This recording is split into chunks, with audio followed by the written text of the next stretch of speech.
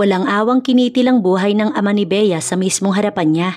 Nang maulila, naiwan siya sa pangangalaga ng tiyuhin, kapatid ng kanyang ama na ubod ng sugarol. Kinamkam nito ang kayamanan ng ama hanggang sa dumating ang araw na kailangan niya ng magtrabaho para tustusan ang kanyang pag-aaral. Pero hindi niya akalaing darating ang araw na ipambabayad siya nito ng utang. Sa taong nagngangalang Apollo Velasco, dito matutuklasan ni Bea na anak pala ito ng kumitil sa kanyang ama. Ano kaya ang naghihintay na kapalaran kay Bea sa mga kamay ng kaaway? Paano niya nga ba isasalba ang sarili, gayong wala naman siyang kalaban-laban? Malakas na putok ang nagpagising sa mahimbing na pagkakatulog ng 10 taong gulang na si Bea. Nang maalala ang ama, agad siyang bumangon at nagtatatakbo palabas ng kanyang silid. "Dad! Dad!" Bulalas niya pagkakita sa dugo ang nakahandusay na katawan nito sa simento. Kita niya ang nanginginig na mga kamay nito nang dahan-dahang iangat upang hawakan ng isang lalaki na nakatayo sa harapan ng ama at may hawak na baril. Namamaus ang boses niya sa kakasigaw, subalit walang lumalabas sa kanyang bibig dahil may nakatakip sa bibig niya at pigil siya sa braso. Walang iba kundi ang kanyang Tito Dario. "Huwag kang maingay, kundi ay papatayin nila tayong lahat." Wika nito at dahan-dahan siyang ibinalik mula sa loob ng kanyang kwarto. Hindi sila napansin ng taong kriminal na yun dahil nakaharang sa pinto ng silid niya ang malaking divider na puno ng mga display. Sa muli ay napasigaw siya nang magpakawala na naman ang lalaki ng isa pang putok. Katahimikan ng namayani sa labas at ang impit niyang iyak naman ang tanging maririnig mula sa loob ng kanyang silid. Pagkalipas ng ilang sandali, tsaka sila lumabas ng kanyang kwarto upang puntahan ang kanyang ama. Subalit wala na itong buhay. Tirik na ang mga matang nakadipapa. "Dad!" Malakas na sigaw ni Bea at sinugod ng yakap ang wala ng buhay niyang ama. Paano na siya? Iniwan siya ng ina matapos isilang at ipinaubaya sa kanyang ama. Paano na siya ngayong wala na rin ito? Paano siya magpapatuloy sa buhay kung nag-iisa na lamang siya? Sa ngayon ay tanging pagpalaho lamang ang kayang gawin ng batang 10 taong gulang. Hindi pa kaya ng isipan nito ang mga nangyayari. Sa libing ng ama, parang gumuho ang mundo niya. Ayaw niyang humiwalay sa puntod nito, pero isinakay siyang pilit ng tiyuhin sa sasakyan. Kailangan na daw nilang umalis. "Tito Dario, bakit dito tayo titira?" Pagtataka ni Bea nang gumarahe sa harapan ng lumang bahay ang sasakyan ng kanyang ama. Yakap niya ang bag na may larawan ng dad niya at gamit sa eskwela. Nasa loob pa siya ng kotse noon at ito naman ay nakababa na. "Natural, kung balikan tayo ng mga kriminal na yun. Pinagbili ko ang mansyon at ito ang bahay na nabili ko. Halika't alam kong magugustuhan mo dito." Hinila siya nito pababa sa loob ng sasakyan bago binuksan ang nangangalawang na gate. Malayong malayo ang bahay na tinitirhan nila dati. "Nasa na po si Yaya?" Tanong ng nagtatakang si Bea. "Anong Yaya? 10 taon ka na. Matuto ka na sa sarili mo. Mahirap ka na ngayon dahil wala na ang daddy mo. Naiintindihan mo?" Tsaka siya nito patulak na ipinasok sa loob ng lumang bahay. Walang gamit sa sala. May 2 kwarto at maliit na kusina. Bakbak ang pintura sa dingding at marumi ang paligid. "Hindi po totoo yung sinasabi niyo, Tito Dario. May pera si daddy sa bank account niya at may saving po ako. Nasaan na po yung pera namin?"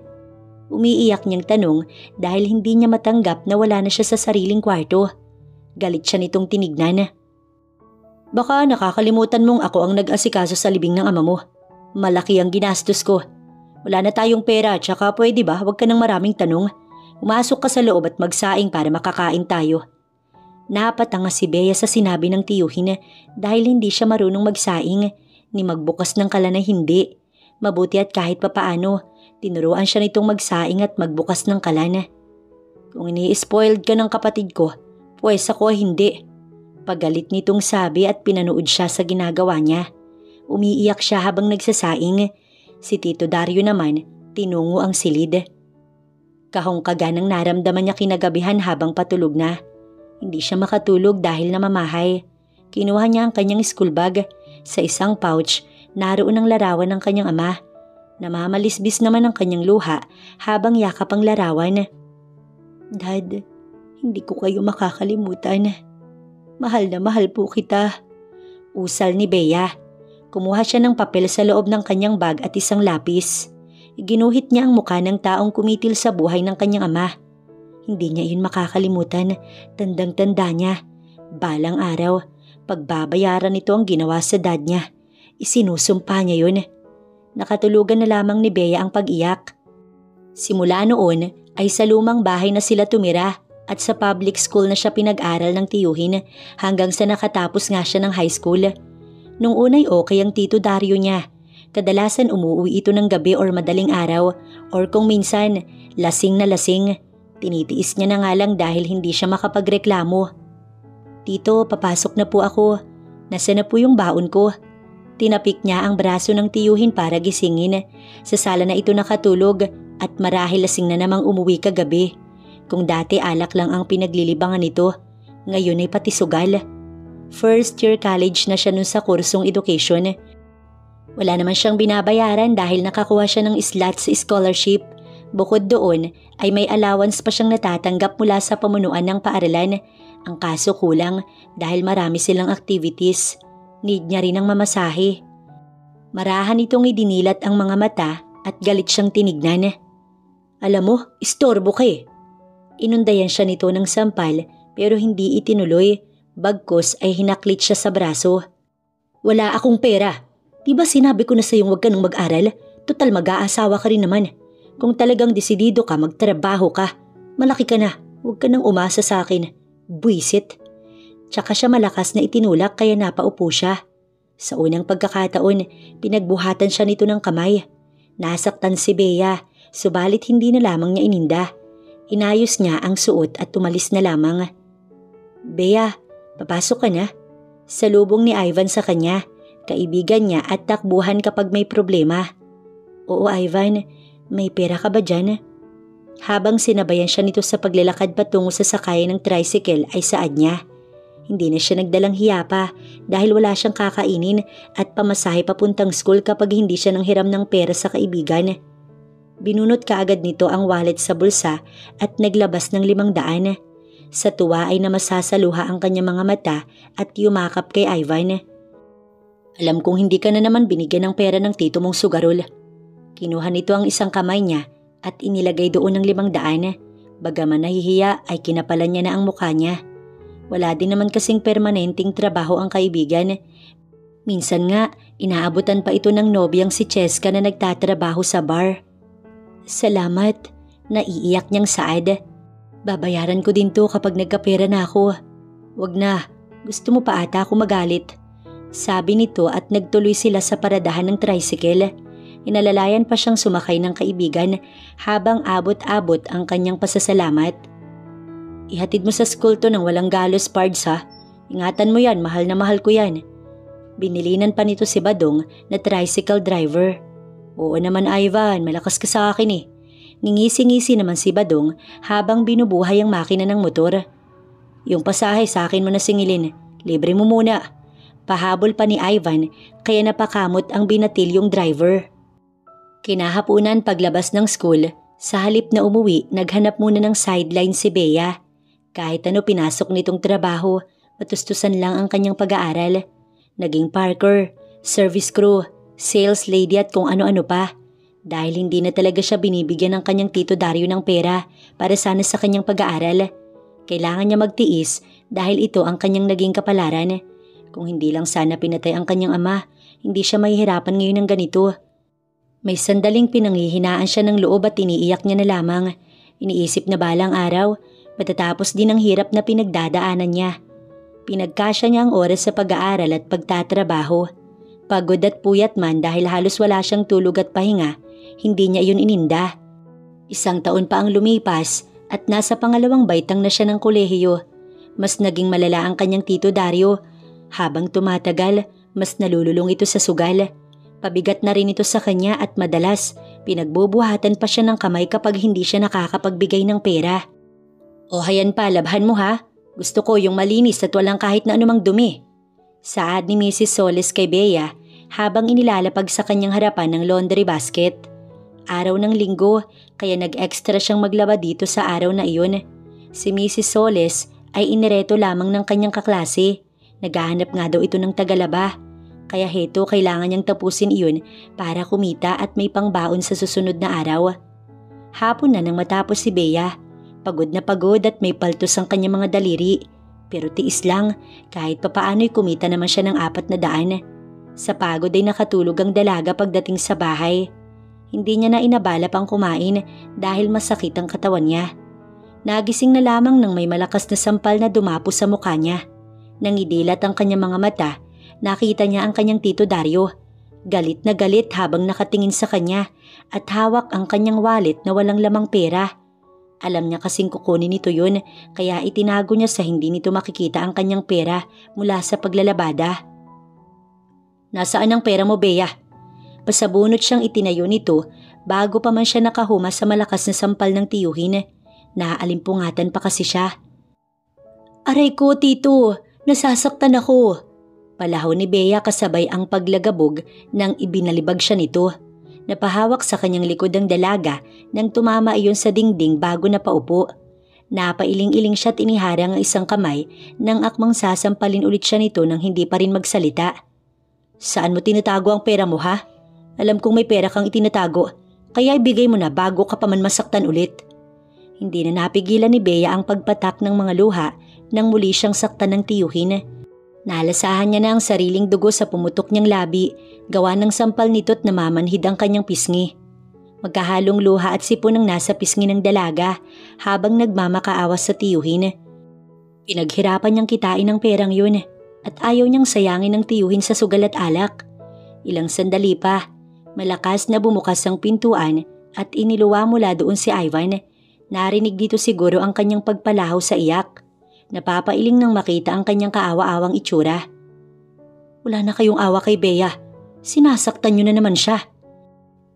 Nanlilisik ang mata nito't nagtatagis ang bagang na itinayo siya habang nakatingin sa kanyang tito. "Huwag kang makikialam dito, Ivan, ha? Ako ang nagpapalamon sa kanya simula pagkabata." "Talaga ba, Mang Dario? Kaya ba halos magkandakuba na si Bea sa pagtatrabaho dahil kayong nagpapalamon sa kanya?" Singhal ni Ivan sa tiyuhin niya. Nakadama siya ng takot para sa kaibigan dahil nagalit ang anyo nito.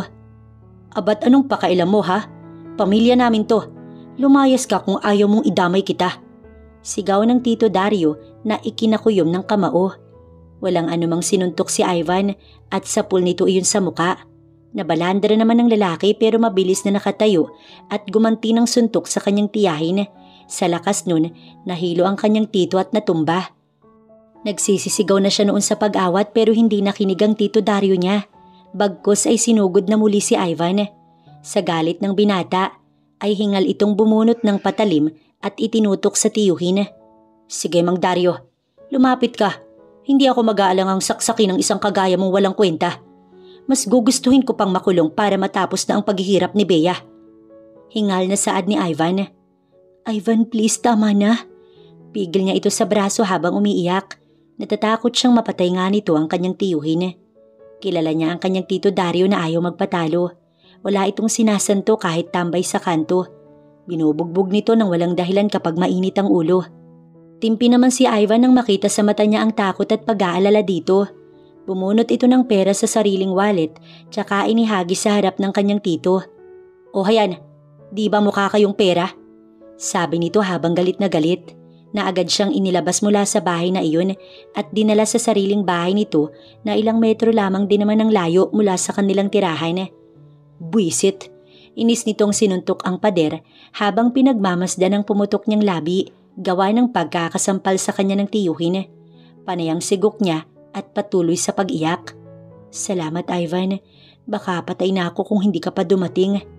Nilapitan siya nito at mahigpit na niyakap. "Ilang beses ko na bang sinabi sa iyong wag na wag ka nang uuwi sa tiyo mo? Bakit ba ang tigas ng ulo mo, Bea?" Paninisi nito sa kanya sa matigas na boses habang siya inaalo. Sa halip na huminto, lalo siyang napaiyak dahil sa kawalang maisip na isasagot. Ang tiyo na lamang niya ang siyang natitira niyang pamilya. Kung aalis siya, saan naman siya pupunta? Nakukonsensya naman si Ivan sa sinabi nito sa kanya. "Sorry na, ikaw lang naman ang inaalala ko. Huwag ka na ngang umiyak, naiinis lalo lang ako. Gusto kong tirisin yung tito mo. Sabi nitong pinahid ang luha niya at hinagod ang likod niya. Salamat, nasabi na lang ni Bea na kinalma na ang sarili. Lumayo na si Ivan ng kaunti kay Bea at nagsindi ng sigarilyo. Dito ka na lang sa bahay tumira para mabantayan kita. Humihit-hit ito ng yosi at sunod-sunod na ibinugay yun. Napatingin siya sa gawin nito. Salamat na lang Ivan, pero alam kong hindi ikatutuwa ni Cheska kapag nakita niya ako dito sa bahay mo. Mamaya okay na si Tito Dario, pwede na akong umuwi.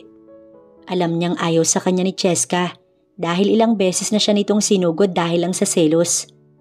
Kung si Cheska ang inaalala mo walang problema, sasabihin ko sa kanya, maiintindihan ka nun. Ilang sandali pa'y bumukas ang pinto at si Cheska ang iniluwa doon. Anong problema dito? Galit nitong tanong na sa kanya nakatingin. Nilapitan ito ni Ivan at tinakbayan. Love, dito muna pansamantala si Bea ha.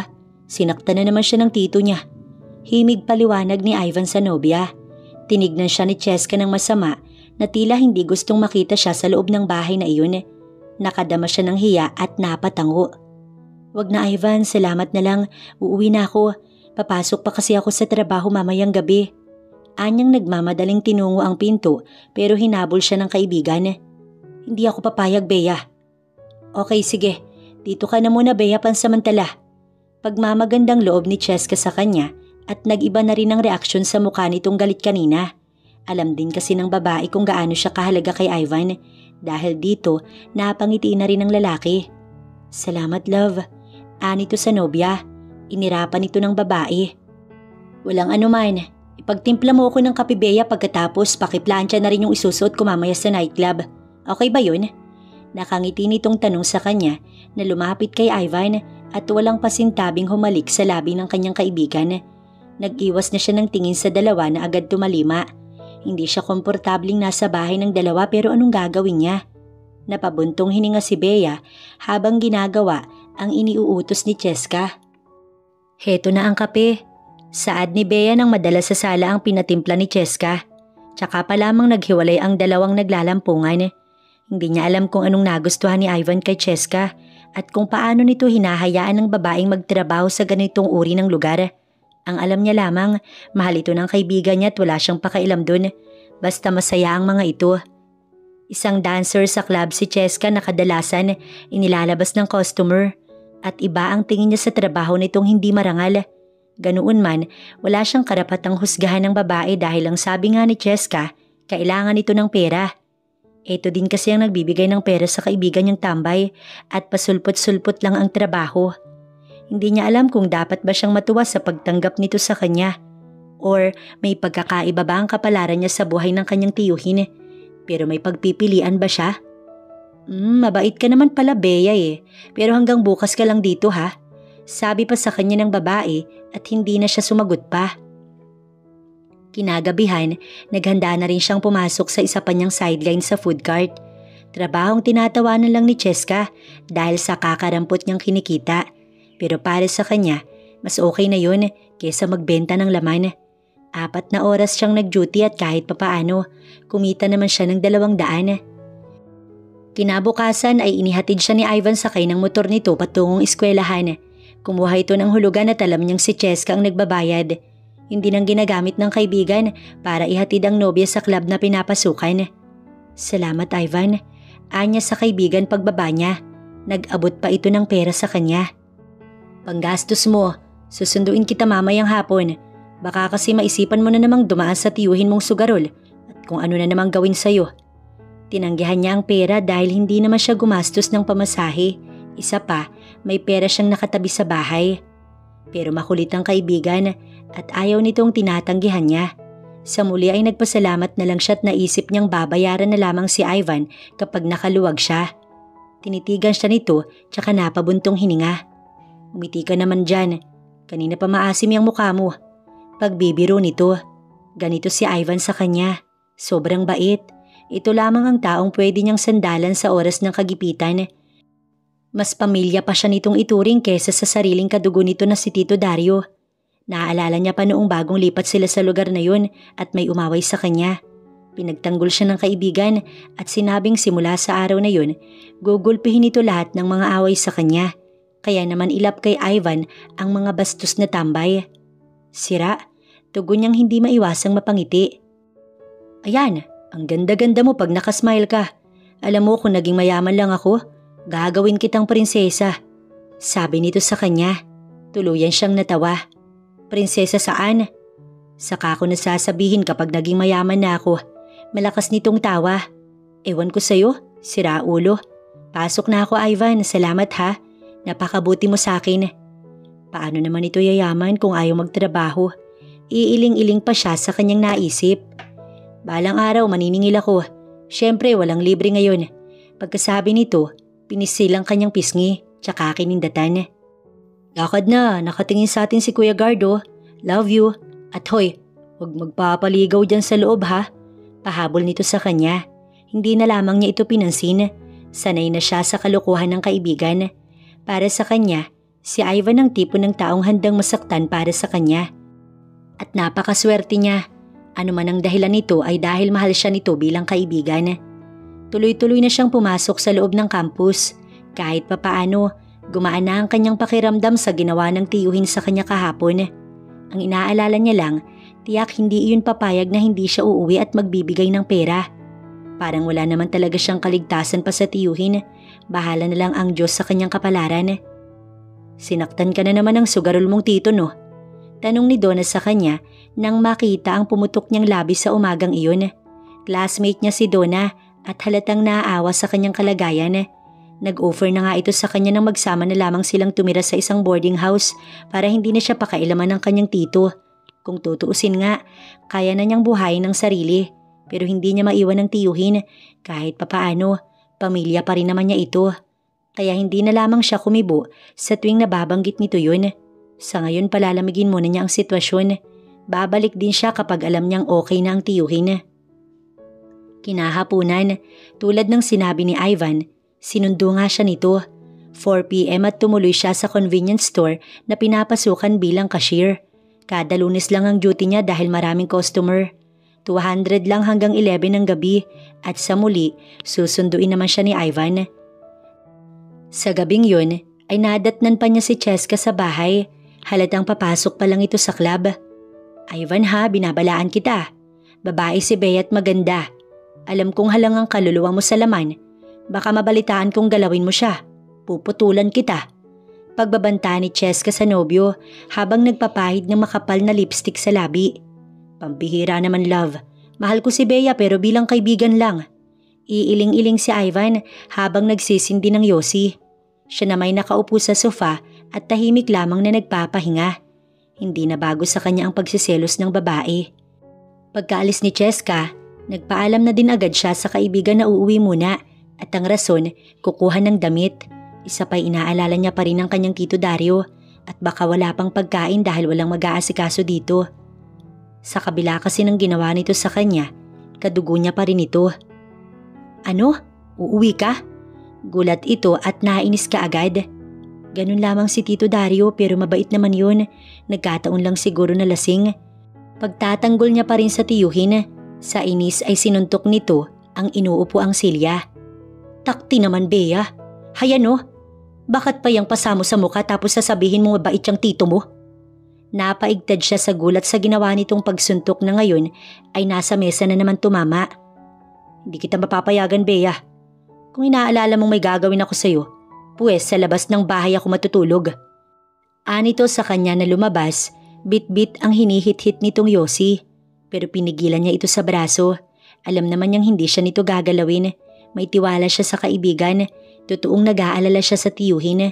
Baka lalong hindi sila magkaayos kapag pinatagal niyang bumalik sa bahay nila. Ivan! Pareho silang natigilan ng maya-maya. Narinig nila pareho ang boses ng kanyang tito na nasa labas ng bahay. Agad itong hinarap ni Ivan na galit pa rin. Bigla lamang ako anak. Hindi na ito mauulit. Sabi nito sa kanya at nagmamakaawang bumalik siya. Napatingin siya sa gawi ni Ivan na masamang nakatingin sa gawi ng kanyang tiyuhin. Ivan, nangangako akong hindi ko nasasaktan si Bea. Hanggang sa lumapit na ito sa kaibigan at tinapik ang balikat. Sa inis ng lalaki, kinuwelyuhan nito ang kanyang tito. Dapat lang, Dahil pag nalaman kong sinaktan mo ulit si Bea, puputulin ko yung mga kamay mo. Nagkakaintindihan ba tayo? Galit nitong tinulak ang tito niya pagkasabi noon. Nagpakumbaba naman ng may edad na lalaki. Pangako hindi na. Anitong itinaas ang isang kamay bilang panunumpa. Nakita niyang kahit papaano, nakahinga ito ng maluwag, kaya sa gabing yun, kasama siyang umuwi ng kanyang tiyuhin. Bea anak, sorry talaga. Ulit ng tiyuhin niya pagdating nila ng bahay. Nakita naman niyang sincero ito sa paghingi ng tawad sa kanya. Okay na po yun tito, huwag niyo na lang pong uulitin. Huwag niyo na ho sana akong sasaktan. Tugon niyang may halong pakiusap. Hindi naman niya talaga kayang tiisin ng tiyuhin. Pangako hindi na. Sige na anak, magpahinga ka na. Pagtataboy nito sa kanya, patungo sa kanyang silid sa mabait na boses. Sige po. Alanganin pa siya sa sobrang kabaitan ng tiyuhin. Tahimik niyang tinungo ang kwarto tsaka nagbihis at lumabas upang magluto ng kanilang hapunan. Pero natuklasan niyang lumabas at umalis ang kanyang tito. Napabuntong hininga siya. Siguro kung nag-asawa lamang ito't nagkaroon ng kahit isang anak, baka hindi malungkot ang buhay ng tito niya ngayon. Pero hindi ito pinalad na magkaasawa or sadyang ayaw lamang. Niwala nga ata itong niligawan noon, kaya sa pag-alak at pagsusugal nito ay binubunto ng kalungkutan. Tanging siya lamang ang nag-iisang pamilya ng tiyuhin. Pagkaluto ay kumain na siyang mag-isa tsaka tinungo ang kanyang kwarto. Kinuha niya ang larawan ng kanyang ama na nasa kanyang wallet. Kasama nito doon ang kanyang ina. Sabi ng kanyang tito Dario, pinagsamantalahan daw ng ama ang kanyang ina kaya hindi siya tanggap nito simula pa man nang ipinagbubuntis siya. Nang iluwalay para lamang siyang bagay na iniwan sa kanyang ama at umalis na't hindi na muling nagpakita. Sa kabila noon, binusog siya ng pagmamahal ng kanyang ama. Kapag tinatanong ang ama noon tungkol sa kanyang ina, sinasabi nitong sumama sa ibang lalaki't sila iniwan. Wala itong kinukwento tungkol sa pananamantala sa kanyang ina or itinago lamang nito sa kanya. Maaari ding nagsinungaling ang kanyang tito. Ganun man, dasal niya na sana balang araw, makita niya pa rin ang ina kahit ayaw nito sa kanya. Dad, kamusta na po kayo? Kausap niya sa mahal na ama at napabuntong hininga. Sana bantayan niyo po ako. Kayo na po ang bahala sa akin. Anya bago itinabing muli ang wallet na pinaglalagyan ng larawan ng kanyang magulang. Hating gabi na at kailangan na niyang matulog.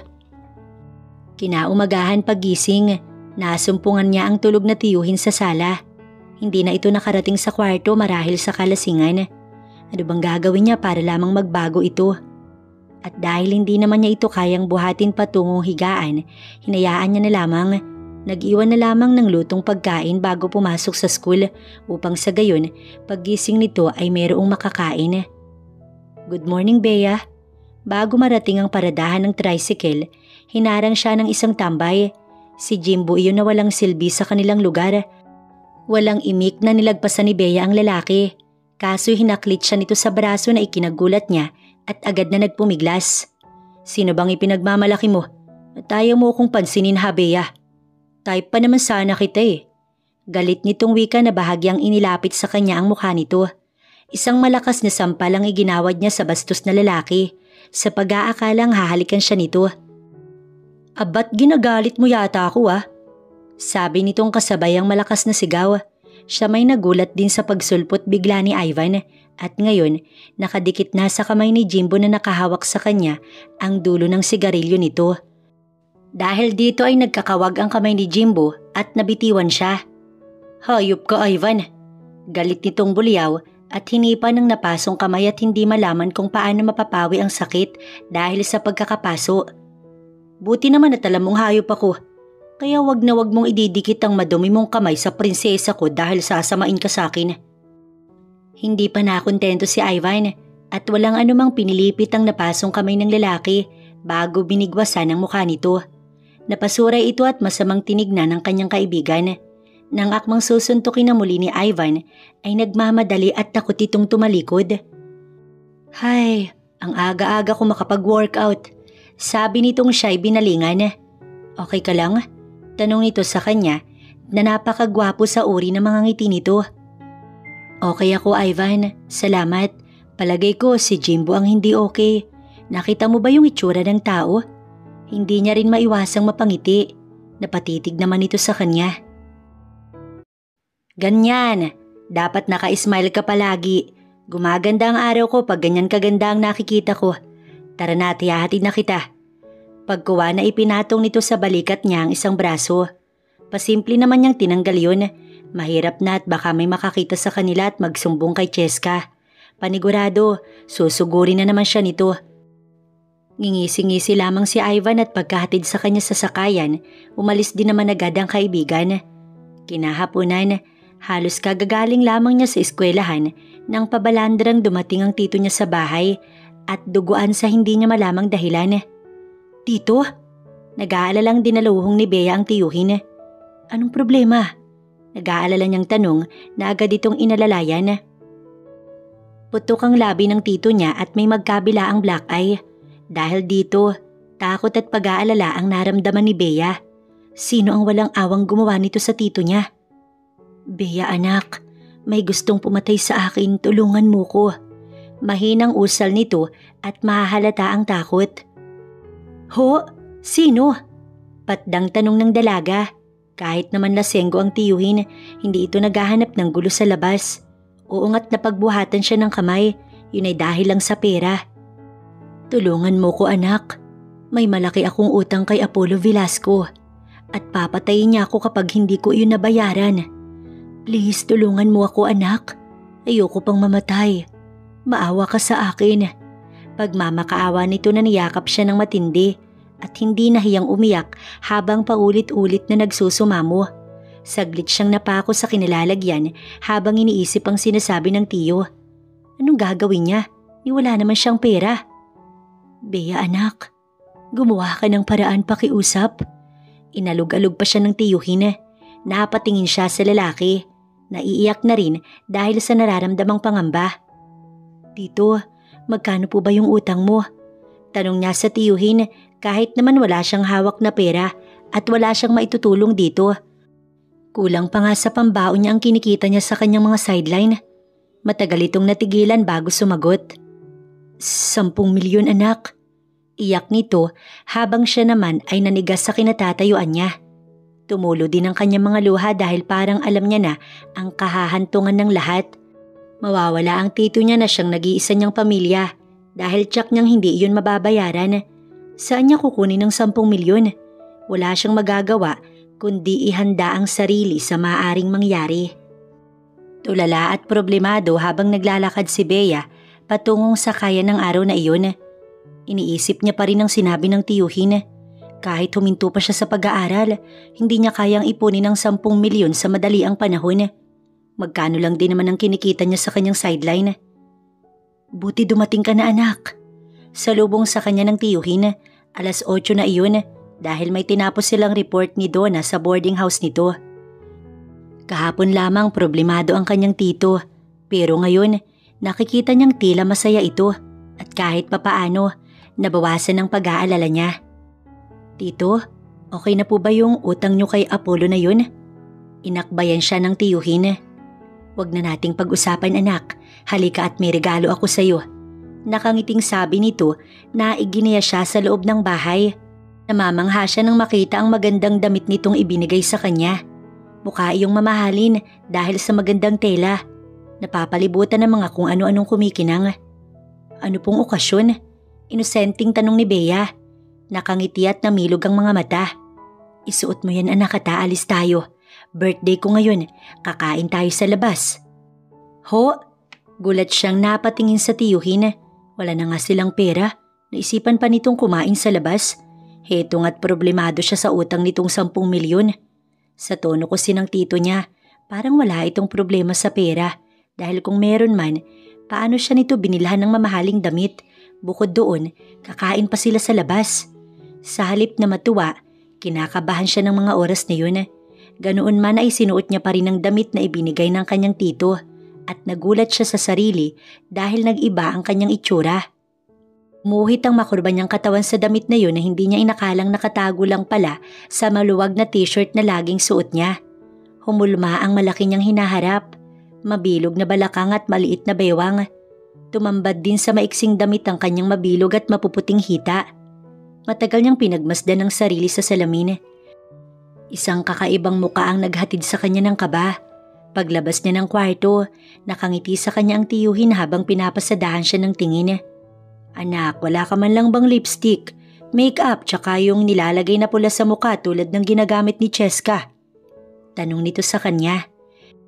Napailing siya dahil hindi naman talaga siya gumagamit noon at napapaisip din kung para saan, tsaka bakit niya kailangan maglagay noon. Magsasayaw din ba siya sa club kaya siya nito pinagsuot ng mamahaling damit at maiksi? Naguguluhan siyang napatingin sa gawin ng tiyuhin. Tito, tapatin niyo nga po ko. San ba talaga tayo pupunta? Tsaka bakit ganito kaiksi ang suot ko? Aalibad ba rin niyang tanong sa tiyuhin? Litaw kasi ang magandang hubog ng katawan niya.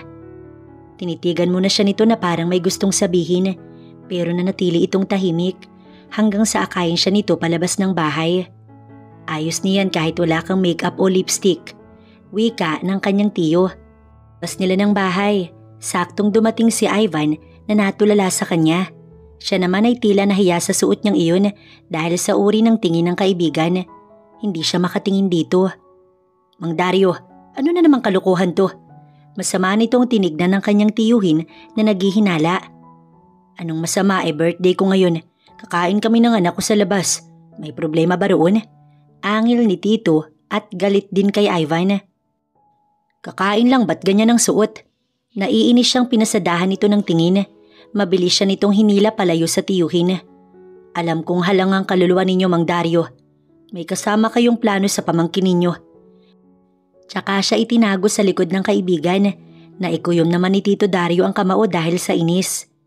Ikaw nga, Ivan, ay tigilan ng pangingialam sa amin. Pamilya ko to. Sino ka ba sa akala mo, ha? Dali-dali siyang hinawakan sa pulsuhan ng tiyuhin pero pinigilan ito ni Ivan. Ako lang naman ang totoong nagmamalasakit kay Bea kaya hindi niyo siya pwedeng dalhin. Dadaan ka muna sa mga kamay ko.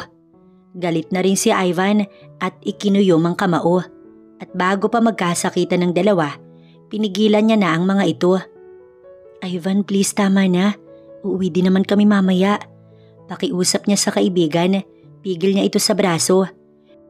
Napatitig ito sa kanya at nababasa niyang dahan-dahang nagbago ang ekspresyon nito sa mga mata. Sige, hihintayin kita dito. Mag-iingat ka. Pagkasabi ay masamang tinignan ng tito niya tsaka umupo sa tarangkahan ng kanilang bahay at nagsindi ng yosi. Halika na. Dali-dali naman siyang hinila ng kanyang tiyo. 2 oras bago nila narating ang isang restaurant sakay ng jeep.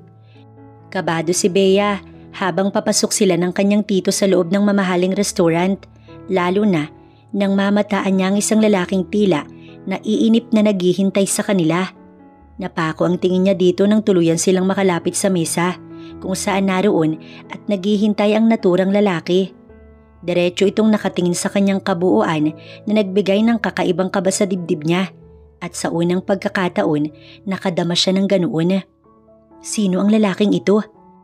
Napako ang titig nila sa isa't isa at habang ginagawa yun, napag-aralan niya ang bawat anggulo ng mukha nitong perpekto.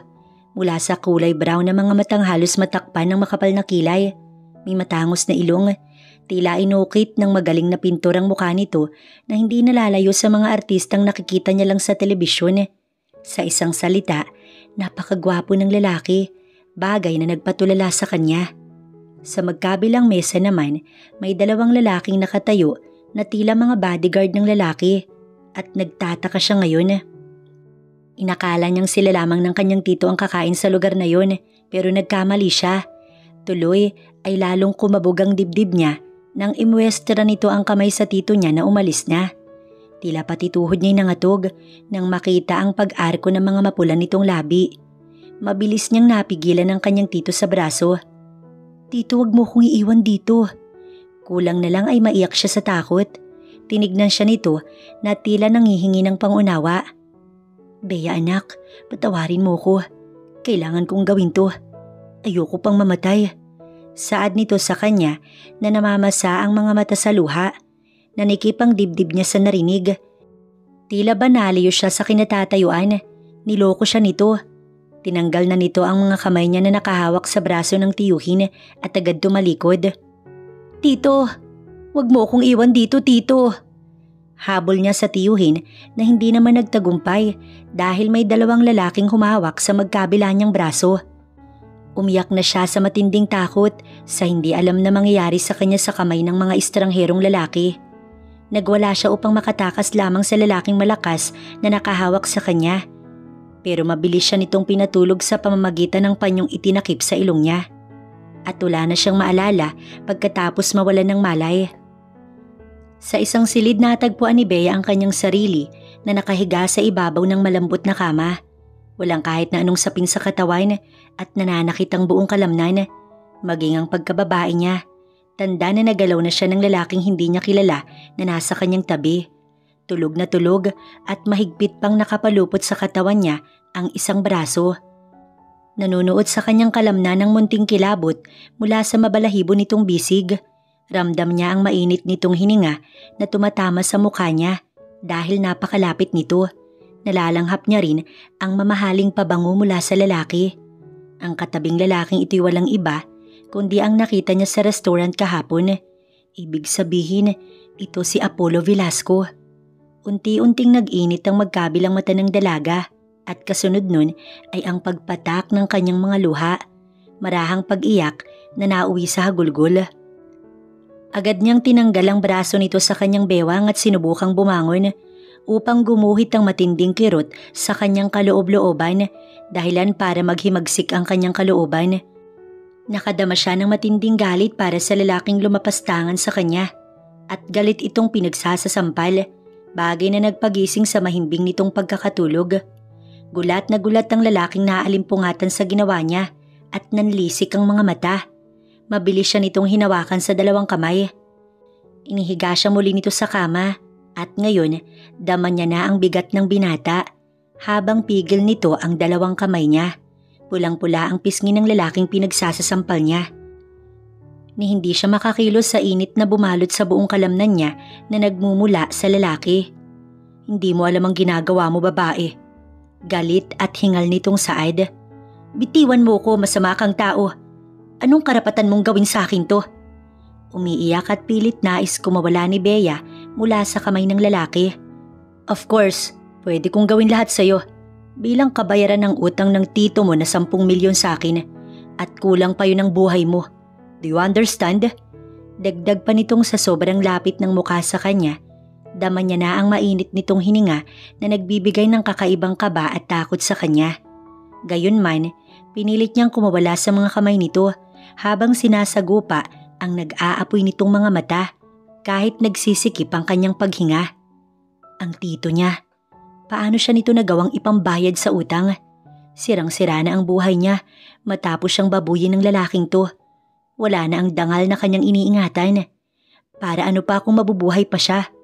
Wala nang magandang kinabukasan ng naghihintay sa kanya. Sige, patayin mo na kung hayop ka. Bagaman hirap sa pagsasalita, sinigurado niyang mauunawaan nito ang kanyang sinabi. Patayin mo na lang ako, parang awa mo na. Wala nang silbi pa ang buhay ko. Impit niyang hiyaw. Mas gugustuhin pa nga naman niyang mamatay kaysa magdusa sa kamay nito. Sa sinabi niya, unti-unting lumuwag ang pagkakahawak nito sa kanyang dalawang kamay at tila nahihipnotismong tinitigan siya sa mga mata. At wala siyang alam gawin ngayon kundi ang salubungin ng titig ng estrangherong lalaki. Rason para mag-init ang pisngi niya kasabay ang pagkalabog ng dibdib niya. Wala akong balak na patayin ka. Ba't ko naman gagawin yon kung pwede kitang pakinabangan? Bahagya itong umiti.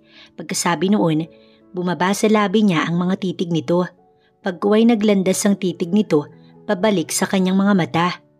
Ilang beses siyang napalunok habang nakikipagtitigan sa lalaki bago maramdamang sinakop ng mainit nitong labi ang kanyang mga labi. Tila naparalisa ang dalaga matapos mapaunat sa ginawa nito. Hindi niya ma-explain ang pakiramdam sa unang halik na ipinaranas nito sa kanya. Kahit anong gawin niya, hindi niya matalo ang lakas ng lalaki. Nangihina siya at tila nagugustuhan niya ang ginagawa nito. Damang-dama niya ang apoy na gumapang sa kanyang pagkatao. Nang maramdaman ng lalaking hindi na siya nanlalaban, natigilan nito sa paghalik. You like it? Sarkastikong tanong ng lalaki at ngayon nakatitig na sa mga mata niya. Bahagya itong nakangisi. Tsaka lamang tila bumalik sa sarili si Bea. Pero hindi niya napigilang mapatitig sa labi ng lalaki. Anong meron? Bakit parang nagustuhan niya? Naitanong niya pa sa inosente niyang utak. Bago maisip na dapat ay itulak itong muli, hinahalikan na naman siya at unti-unti nang gumagalaw ang mga kamay. Ilang saglit pa siyang tinitigan at hinalikan bago lumayo sa kanya at nakangising iniwan ng nanginginig niyang katawan. Hindi siya makapaniwala sa sarili na nagustuhan pa yata ang halik mula sa lalaking bumaboy sa kanyang pagkababae. Nagawa niya pang sundan ng tingin ng lalaki matapos itong magbihis at lumabas ng kwarto at nag-iwan ng matamis na ngiti sa kanya. By the way, I'm Apollo Velasco. Nice to meet you, Bea. Bago tuluyang lumabas ng silid ay pakilala ng lalaki. Naiwan siyang tulala at hindi makapagsalita. Bantayan ninyong mabuti ang bihag. Wag na wag niyong palalabasin, kundi papatayin ko kayong lahat. Sa labas ay dinig niyang matapang nitong utos sa mga bantay. Yes, boss. Halos magkapanabay na tugon ng dalawang lalaking bantay sa labas. Namayani ang nakakabinging katahimikan sa loob ng silid. Masakit man ang katawan, ay isa-isang pinulot ni Bea ang nagkalat niyang damit na basta na lang itinapon ng hayok na lalaking bumaboy sa kanyang pagkababae. Ramdam pa niya ang panginginig ng kanyang mga paa na tinungo ang banyo tsaka naglinis ng katawan. Naiwan pa ang pabango ng lalaki sa kanya. Habang naglilinis ng katawan, muling napaiyak si Bea. Humagulgulo siya sa loob ng banyo na tila ba namatayan. Ano na ang gagawin niya ngayon? Paano na siya? At ang tito niya, masaya na ba ito sa ginawa sa kanya? Sana pala hindi siya sumama dito. Sana buo pa yung pagkababae niya. At dahil sa isipang iyon, lalo siyang napaiyak. Nang tila wala na siyang mailuha, tsaka pa lamang siya lumabas ng banyo. Alam ni Dario na nakaabang si Ivan sa bahay nila kaya hindi na muna ito umuwi, kundi nagtungo ang lalaki sa bahay ng isang kaibigan. Tsaka niya sasaglitin ang kanyang mga gamit kapag alam niyang wala nang nakabantay sa kanya. Pero hindi na siya uuwi sa bahay kundi magtatago. Samantala si Ivan, inumaga na sa labas ng bahay ni Bea. Nakatulog na nga ito habang nakasandal sa pintuan. Naalimpungatan ito nang marinig ang boses ng kasintahan. Ano ba, Ivan? Nandito ka lang pala. Namuti na yung mata ko kakaantay sa'yo. Buwisit naman eh. Boses ni Cheska ang nagpagising sa kanya. Dismayado pa ang lalaki na napatingin sa loob ng bahay ni Bea dahil wala pa rin ang kaibigan. Love, hindi pa umuwi si Bea. Nag-aalala ko sa kanya. Hihintayin ko siya dito. Saad nito kay Cheska. Napairap ang babae. Ano namang pakialam ko? Kaya umuwi or hindi, walang masakit sa akin. Mas mabuti nga kung hindi na yan bumalik dito. Abala siya sa atin. Irritableng saad ni Cheska. Napabuga naman ng hangin si Ivan. Love, kinukutuban ako. Baka may masamang nangyari sa kaibigan ko. Kilala ko ang tito niyang hangalang kaluluwa. Basta hindi talaga maganda ang nasa isip ko ngayon. Patuloy na pag-aalala ni Ivan na lalong ikinainis ni Cheska. Ah, ganun. Nag-aalala ka sa kaibigan mo pero sa akin wala kang pakailam. Nag-iintay ako sa iyo sa club. Alam mo Ivan, palagi na lang si Bea ang inaalala mo. Mabuti pa, maghiwalay na tayo. Pagod na ako makipagkumpetensya sa kanya. Sapo nito ang noo na siya'y iniwan. Hinabol naman ito ni Ivan at niyakap. Love naman. Alam mo nga ko lang ang nagmamalasakit sa kaibigan ko. Sorry kung pinagintay kita. Hindi na mauulit. Halika na, umuwi na tayo. Paglalambing ni Ivan sa nobya at hinalik-halikan ito sa pisngi. Palalamigin na muna niya ang ulo ng dalaga bago balikan ng bahay ng kaibigan. Kapag hindi pa rin ito umuwi, hahanapin niya si Bea. Habang si Bea naman pagkatapos maligo, muling isinuot ang kanyang mga damit na hinubad kanina. Dahil wala naman siyang ibang pagbibihisan. Pagkuway bumalik siya sa kama at nag-iisip ng gagawin kung paano siya makakatakas mula sa lugar na yun. Ayaw niyang maging bihag ng lalaki habang buhay. Kailangan niyang makaalis. Sinubukan niyang buksan ang pinto, subalit nakalak yun. Hanggang sa maisip niyang kalampagin ng nakasaradong pintuan habang nagsisisigaw upang makaagaw ng pansin sa mga nasa labas ng pintuan. Buksan niyo ang pinto! Palabasin niyo ako dito. Palahaw ni Bea kasabay ang malalakas na kalampag. Binabayo niya iyon ng binabayo para makalikha ng ingay upang may pumansin sa kanya. Hindi naman nabigo ang dalaga dahil hindi nagtagal ay bumukas yun. Galit na mukha ng isang lalaki ang sumungaw sa pintuan. May katabaan, maputi at kasing tangkad ng lalaking kasama niya sa kwarto kanina. May bitbit itong baril na itinutok kaagad sa kanyang sintido, dahilan para bigla siyang manigas sa takot. Subukan mong sumigaw ulit kundi papatayin kita. Nagbabanta ang boses nito at nag-aapoy ang mga matang nakatingin sa kanya. Nanginig ang kalamnan ni Bea sa takot at napaiyak na lamang. Ano bang kasalanan niya at nangyayari ito sa kanya? Muling isinara ng lalaki ang pinto at ipinadlak. Tanging pagluha na lang ang kayang gawin ni Bea sa ngayon.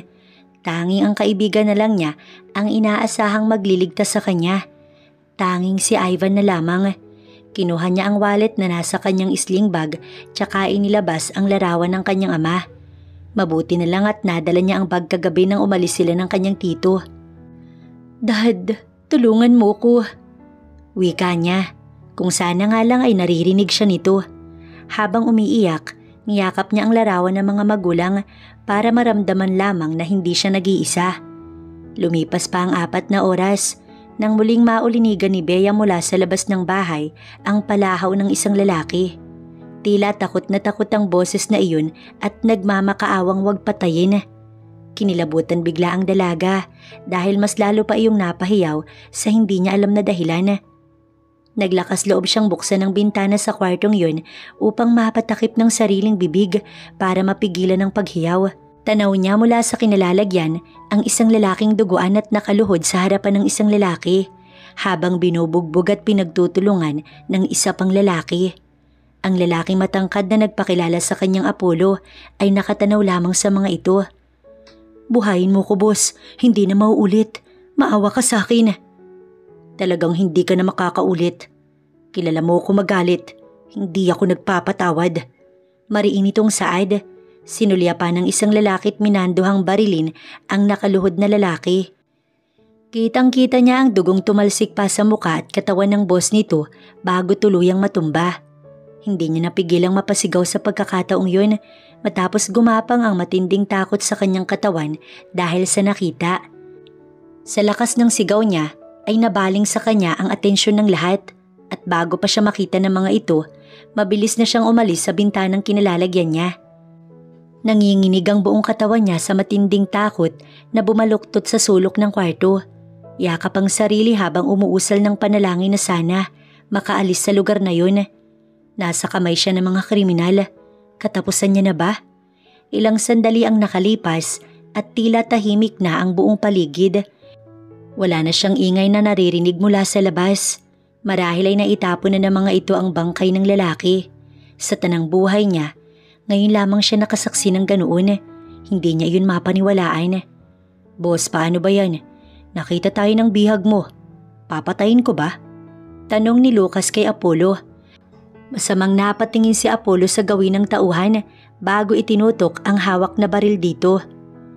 Alam mo ba kung magkano ang halaga ng babaeng yun, Lucas? Baka gusto mong ikaw ang itumba ko. Tsaka nito ikinasa ang baril. Boss naman, nagbibiro lang ako. Mabilis nitong itinaas ang 2 kamay. Natakot bigla ang lalaki sa anyo ni Apollo. Ibinaba naman ni Apollo ang baril at isinukbit sa bewang. Ang 2 tauhan ni Apollo ay nakatingin lang sa kanila. Ano't ano man, loyal ito sa amo. Ihanda ang babae. Aalis tayo. Kinuha niya ang paper bag na naglalaman ng damit ni Bea at pahagis na inabot kay Lucas. Tumalima kaagad ang inutusan. Lumapit sa kwartong kinalalagyan ni Bea tsaka iyon binuksan. Ang 2 tauhan na si Edward at Roy ay inutusang dalhin ang mahalagang gamit at ihanda ang sasakyan.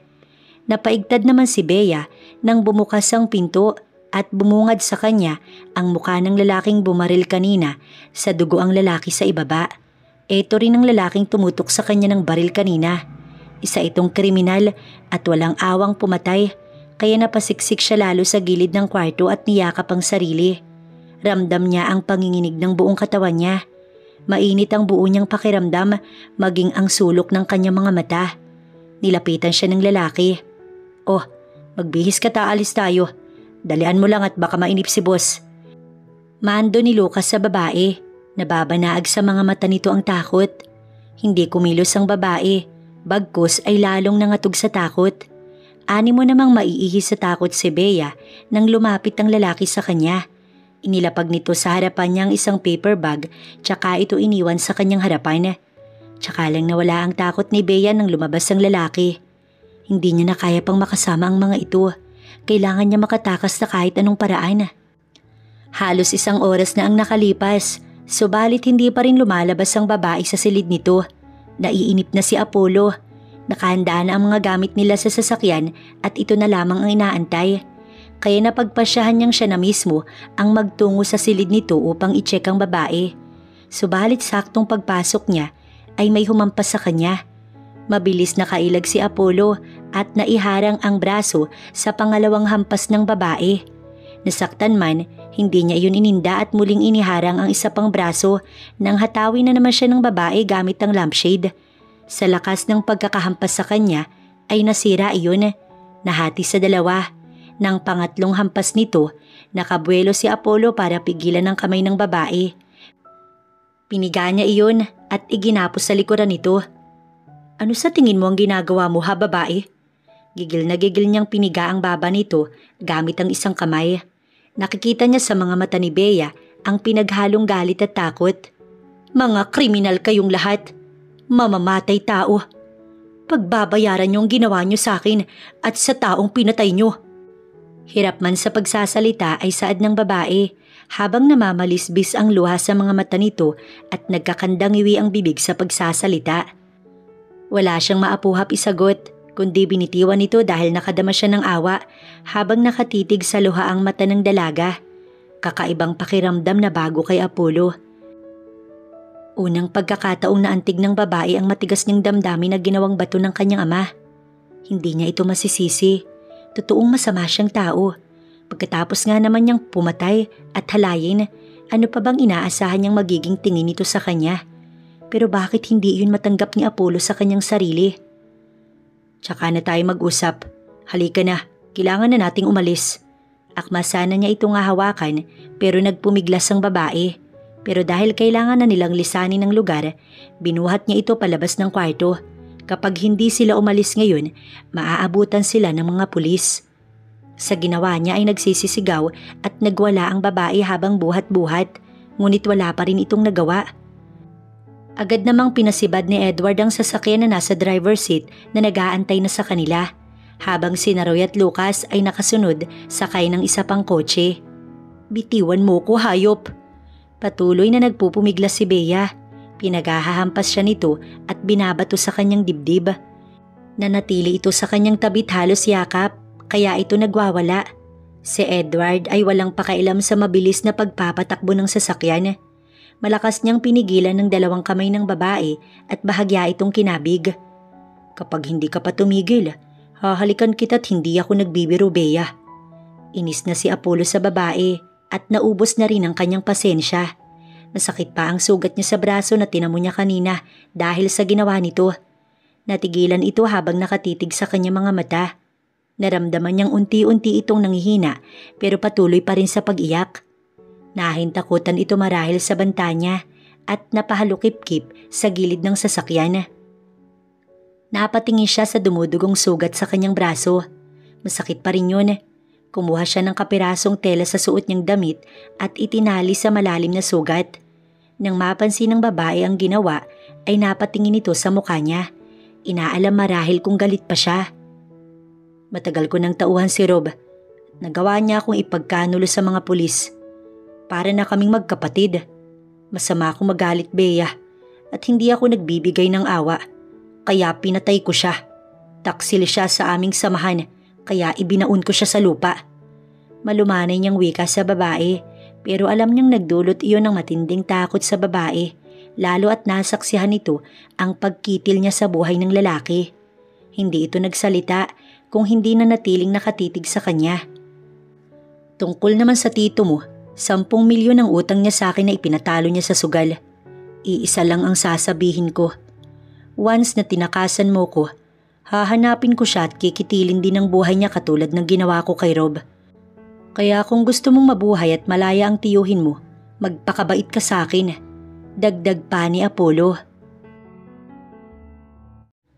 3 oras ang lumipas bago huminto sa tapat ng mataas na gate ang kotseng sinasakyan nila. Napapalibutan iyon ng mga matataas na puno. Nasa probinsya sila base sa nakikita ni Bea. Unang bumaba si Apollo bago binuksan ang pinto sa tapat niya. Nagmamadali siyang bumaba bago pa man ito buhatin. Tingin ni Bea kay Apollo, hindi ito nagbibiro. Ginagawa ang lahat ng gustuhin. Malaki ang bahay at may 3 kwarto. Ikinulong kaagad si Bea pagdating. Hindi niya alam kung anong lugar yun, pero wala na siyang pakialam. Hindi siya pwedeng tumakas dahil wala naman siyang patutunguhan kundi ang kamatayan. 1 oras pa ang lumipas, bumukas ang pintuan. Si Apollo yun at may dalang pagkain. Tsaka pa lang ata siya nakaramdam ng gutom nang maamoy ang dala nito. Hindi niya alam kung anong oras na sa mga sandaling yun. Ipinatong iyon ni Apollo sa mesa tsaka tumingin sa kanya. Nilingon niya ang lalaki at nahagip ng kanyang paningin ang sugatan nitong braso dahil sa ginawa niya kanina. Buong akala niya makakataka siya ngunit hindi pala. Walang silbi at ngayon nakakadama siya ng konsensya sa pagiging bayolente. Hindi siya masamang tao, kundi gusto niya lang iligtas ang kanyang sarili mula sa taong masasama. Nang magtama ang mga mata ay nagbaba siya ng tingin. Hindi niya kayang salubungin ang mga mata nito. Kumain ka na. Huwag mong hintaying subuan pa kita. Kumilos si Bea upang kumain. Gutom na rin naman na siya at hindi niya nakaya. Habang tahimik na kumakain, dama ni Bea na pinagmamasdan ni Apollo ang bawat galaw niya. Nahinto siya sa pagsubot tumingin dito. Hindi nagsalita ang lalaki, kundi seryoso lamang siyang tinignan. Wala siyang mababasa sa mga mata nito. Basta na lamang itong lumabas pagkatapos niyang kumain, bit-bit ang plato. Kasunod niyang narinig ang papalayong sasakyan ng lalaki. Tahimik niyang tinungo ang pinto at gano'n na lang ang saya matapos iyong bumukas ng pihitin. Maaaring nakalimutang ilak ng lalaki. Akma na sana siyang lalabas, subalit nakita niya sa may pinto ang 2 lalaking may hawak ng baril. Kaya sa halip na lumabas, mas pinili na lamang niyang magkulong. Palagay ni Bea, mas ligtas siya sa loob lalo't hindi mapagkakatiwalaan ng mga tauhan ni Apollo. Minabuting humiga na lamang sa kama. Tila mabigat kasi ang kanyang pakiramdam. Hindi na namalaya ni Bea na nakaidlip na pala siya. Kalaunan ay 2 lalaki ang pumasok sa silid ng dalaga. Ikaw muna at pagkatapos mo ako naman. Tiba-tiba tayo nito. Ang ganda na, ang kinis pa. Tumawa pa si Roy at Lucas. Kalaunan ay nilapitan ng babae. Hahawakan pa lang sana ito ni Lucas nang magising ang dalaga. Nakadama ito ng takot at sumigaw, pero mabilis na tinakpan ng kamay ang bibig nito at namilipit sa sakit nang biglang sinikmuraan ng lalaki. Hawakan mo, utos ni Lucas kay Roy habang nagtatanggal ng belt. Kapwa nakangisi ang dalawa dahil sa gamot. Sinamantala na mga itong wala si Apollo, pero lingid sa dalawa, bumalik ang binata dahil may nakalimutan. Napansin niyang wala ang 2 bantay sa sala. Kaya malalaki ang hakbang na tinungo ang kwarto ng bihag. Sakto namang hawak ni Roy si Bea na binusala ng tela ang bibig habang si Lucas naman ibinababa na ang suot na pantalon. Nagtagis sa mga bagang ni Apollo at mabilis na lumapit kay Lucas at walang sabi-sabing hinampas sa muka ng hawak na baril. Napasuray ito at nawala ng malay. Si Roy naman napatayo sa takot sa kanya at lumayo sa kaawa-awang dalaga. Boss, patawarin mo ko. Pinilit ako ni Lucas, huwag niyo kong papatayin. Umiiyak sa takot si Roy na lumuhod sa kanyang harapan. Itinutok niya ang dulo ng baril sa sintido nang nanginginig na si Roy. Dama niya rin ang pangangatal ng kamay dahil sa galit. Okay, binigyan kita ng isa pang chance. Alam mo na ang gagawin mo kay Lucas. Gigil na saad ni Apollo. Nagpasalamat ito at agad binuhat palabas ang walang malay na lalaki. Tsaka niya nilapitan ang takot na dalaga. Tinanggal niya ang busal nito sa bibig at mahigpit na niyakap. Nanginginig ang buong kalamnan nito sa takot habang ito'y kanyang yakap. Promise simula ngayon, poprotektahan kita, Bea. Marahan niyang saad na pinakalma ang babae. Patuloy sa pag-iyak si Bea dahil sa matinding takot sa pagtatangka sa kanya ng 2 lalaki kanina. Hindi man niya alam kung ligtas siya kay Apollo, pero wala siyang mapagpipilian. Dahil habang nasa kamay siya ng mga kriminal, alam niyang nasa hukay ang kabilang paa niya. "Boss, tapos na. Dating gawi." Saad ni Roy paglipas ng 5 oras, at alam niya na ang ibig nitong sabihin. Lahat ng may sala sa kanya na pinaliligpit niya ay users, kaya hindi na yun kino-question pa ng mga pulis. Pero sa kabila nun, nanatili ang galit ni Apollo sa pagtatangka ni Lucas kay Bea. Para bang hindi sapat ang kamatayan nito ang kabayaran sa ginawa kay Bea, na nag-iwan dito ng matinding trauma sa babae dahil kinagabihan ay nilagnat ito. Agad siyang nagpatawag ng doktor kahit hating gabi pa. Simpleng lagnat lang naman daw iyon at okay na sa gamot. Ipinahatid niya na kay Edward ang doktor habang siya naman naiwan sa loob ng kwarto ni Bea at inaalalayan itong uminom ng gamot. Tulog na tulog ang dalaga habang pinupunasan niya ng bimpo. Nagliliyab ang katawan nito. Pasado 2:00 na yata siya nakatulog sa pag-aantay na bumaba ang lagnat ng dalaga. Kinabukasan, nagising siya sa silid ng dalaga pero wala na ito. Bukas ang pinto. Maaaring lumabas ang bihag. Patakbo niyang tinungo ang sala. "Si Bea?" tanong niya kay Edward na nakaupo lang sa sofa. Automatic nitong inginuso ang babaeng nasa komedor. Ngayon niya lang napansin ang sumuot na masarap na amoy sa kanyang ilong sa niluluto nitong ginisang corned beef. "Boss, pwede ka nang mag-asawa para may tagaluto tayo." Sinundan ni Edward iyon ng tawa. Hindi niya ito pinansin at nagtungo sa kusina. Hindi niya maialis ang titig sa dalaga. "Pasensya ka na, pinakailamanan ko yung kusina mo. Wala kang ibang stock kaya corned beef lang yung niluto ko. Nagugutom na kasi ako." Nahihiyang wika ng dalaga. Nilapitan niya ang babae at sinalat sa noo. Wala na itong lagnat at maayos na rin ang muka. "Bakit hindi mo ako ginising para makapagpa-deliver tayo? Hindi ako nag-i-stock ng pagkain dito. Bihira kaming magawin ng mga tauhan ko dito." Bahagya siyang lumayo sa dalaga at nagtungo sa lababo upang maghilamos. "Apollo, salamat ha sa pagliligtas mo sa akin." Sa halip ay saad ng dalaga. Nakita niyang nanubig ang mga mata nito sa luha. Naisip niyang simula ng insidenteng yun kahapon, hindi niya na ipagkakatiwala si Bea kahit kanino sa kanyang mga tauhan. "Kalimutan mo na ang nangyari," tugon niya. "Nasaan si Lucas? Pinapatay mo ba siya?" Taka nitong tanong sa kanya. Nag-iwas siya ng tingin bago sumagot. "Kung hindi ko gagawin sa tingin mo, mapapatawad ko pa siya?" Eto naman ang hindi sumagot. Pagkuway lumapit si Apollo dito. Siya na ang naghain. "Tikman natin ang luto mo pagkatapos ay aalis tayo. Kailangan mong magbihis. Ayokong bumaho ka." Napatingin si Bea sa mukha ng lalaki pagkarinig sa mahina nitong tawa. Nakikita niya sa lalaking hindi ito ganun kasama. Iniligtas nito ang buhay niya mula kay Lucas. Pumatay ito dahil sa kanya. Higit sa lahat, binantayan siya at pinagaling kagabi nang siya ay nilagnat. Alam niya sa sarili na sa kabila ng madilim nitong pagkatao, may itinatago itong kabutihan sa puso. 1 buwan nang lumipas na halos mabaliw na si Ivan sa paghahanap kay Bea. Hindi na ito bumalik, maging sa skula hindi niya na rin makita. Ang tito nito ay wala na rin. Wala na ring tao sa bahay ng babae. Nasaan na ang kanyang kaibigan? Pati ang mga pulis ay hindi makita pa si Bea. Naglagay na ito ng mga flyers sa bawat kanto na nawawala si Bea, na kung sakaling may makakita sa babae, siya ay tawagan. Kasama sa larawan nito ang kanyang number sa ibaba.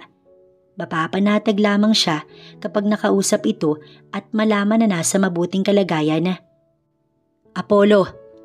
Bahagyang natigilan ng binata sa paghakbang nang marinig ang boses ng ama na nasa dulo ng hagdan. Nagpunta siya dito sa bahay upang kumuha ng pera sa kanyang kwarto. Naiwan niya kasi ang card ng huling umuwi sa mansyon.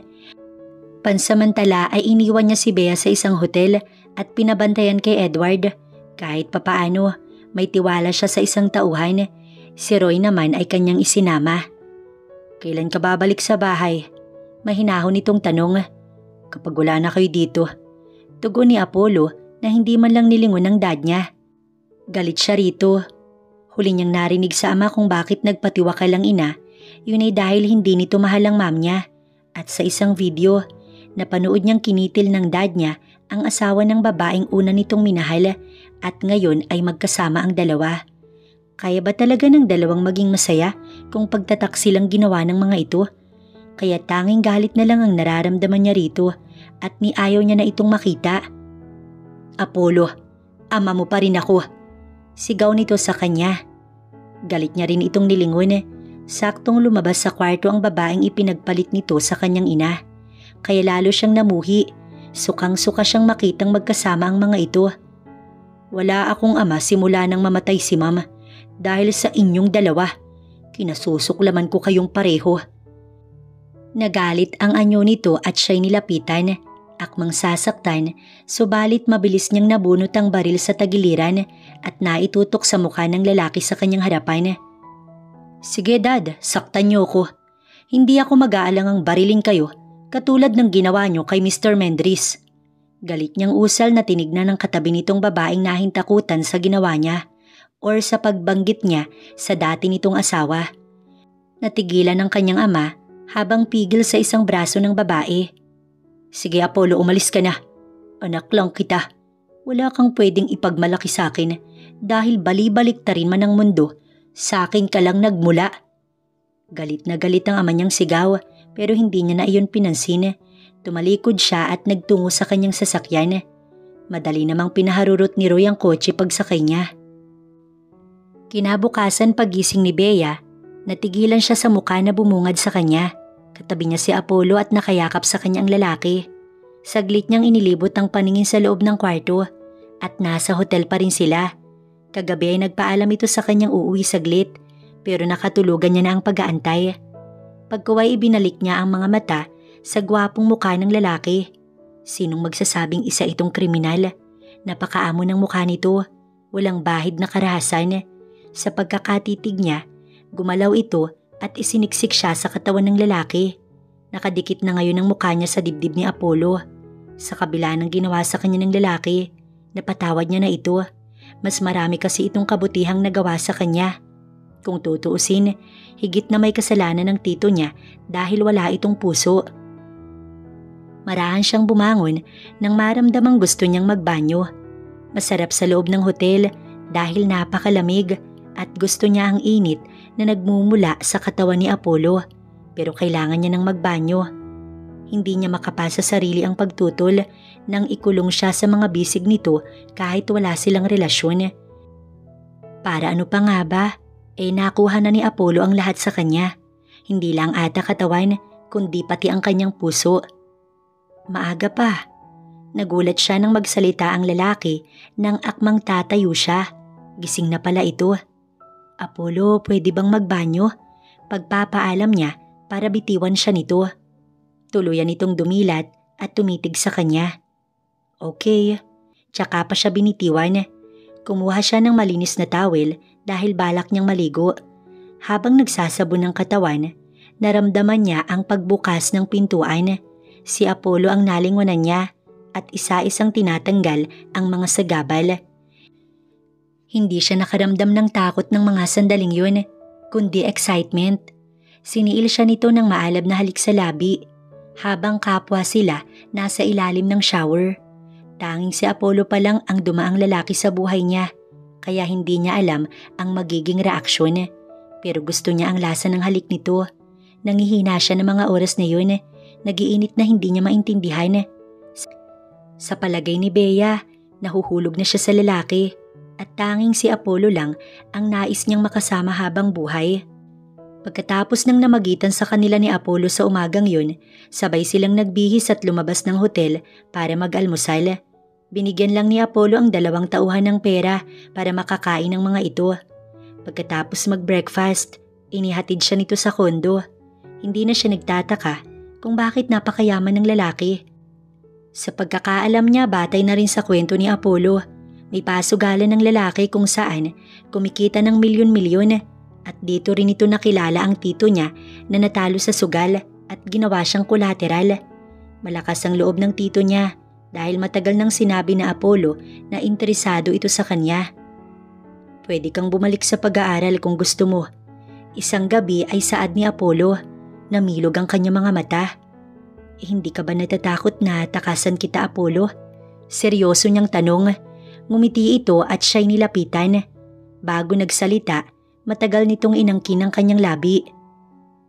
Magagawa mo lang akong takasan kung kaya mo nang mawala ang tito mo. Pagmamay-ari kita, Bea. Kapalit ng 10 milyon at kapag nawala ka sa akin, tito mo ang kabayaran. Napatango siya. Patay na ang dad niya at hindi niya kayang pati tito niya ay mawala sa mundo. Kaya hindi niya tatangkaing tumakas. Nga pala, pwede bang makahingi ng pabor? Bago kasi ako dalhin ni tito sa'yo, may kaibigan ako naghihintay sa akin. Okay lang bang makipagkita ko sa kanya? Nakikiusap ang dalaga. Tumango si Apollo bilang tugon, kaya nakita niya ang kakaibang kislap sa mga mata ni Bea. Ganun kahalaga rito ang kaibigan. Bago kita tuluyang payagan, sino ang kaibigan mo? Tanong ni Apollo. Si Ivan. Nakangiti ito nang sumagot. Ngiting ngayon niya lamang nakita sa dalaga. Lalaki? Hindi siya sigurado pero nakaramdam ng selo si Apollo. Ine-expect niyang babae ang kaibigan nito. Oo, parang kapatid ko na kasi yun. Okay, no problem. Pero sasamahan kita at ipakikilala mo kung boyfriend. Supladong sagot ni Apollo. Napatingin naman ng diretso si Bea sa lalaki. Boyfriend? Pag-uulit niya. Parang may kiliti siyang naramdaman sa 9 na letrang iyon. Hindi pa man ay tila nangangarap na siyang maging BF ang lalaking ito. Hindi na mahalaga sa kanya kung anong klaseng tao si Apollo. Pero sa mahigit 1 buwan nilang palaging magkasama, naging komportable na siya sa tabi ng lalaki. Pumayag na lamang siya sa kagustuhan ni Apollo para lang mawala ang pag-aalala sa kanya ni Ivan. Alam niya kasing nag-aalala na ito sa matagal niyang pagkawala. Bea! Bulalas ni Ivan pagkakita sa kaibigang nakatayo sa harapan ng kanilang tarangkahan sa umagang iyon. Halos magdadalawang buwan nang hindi ito mahanap at ngayon ay nasa harapan niya. Mabilis niyang itinapon ng hawak na sigarilyo at ito ay nilapitan. Hawak niya sa magkabilang pisngi ang kanyang prinsesa. Bea, nag-alala ako sa'yo. Hindi naman nakatiis si Apollo na tumikhim ng malakas.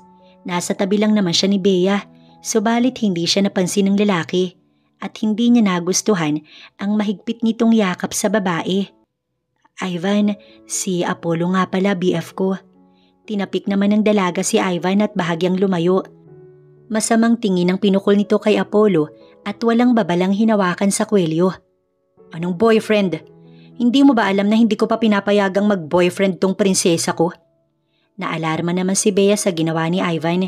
Hindi kasi nito kilala si Apollo. Mabilis niyang itinulak ang kaibigan at humarang sa dalawa nang makita niyang kumuyom ang isang kamao ni Apollo pero nanatiling kalmado. Bea, hindi ako naniniwalang boyfriend mo yan. Sabihin mo sa akin, pinilit ka ba niya, sinaktan? Napailing-iling siya. Ivan, hindi niya ako pinilit.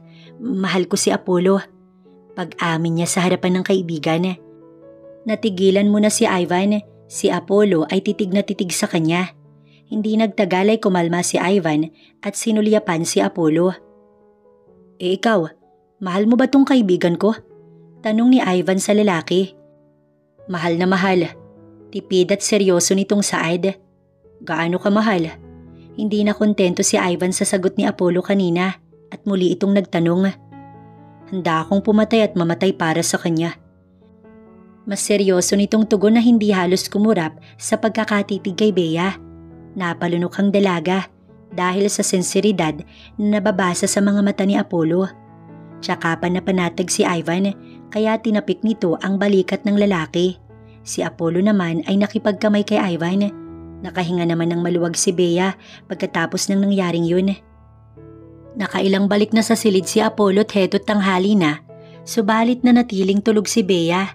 Hindi naman sila nagpuyat sa nagdaang gabi dahil 9 o'clock siyang umuwi kagabi galing kasino na kanyang pag-aari.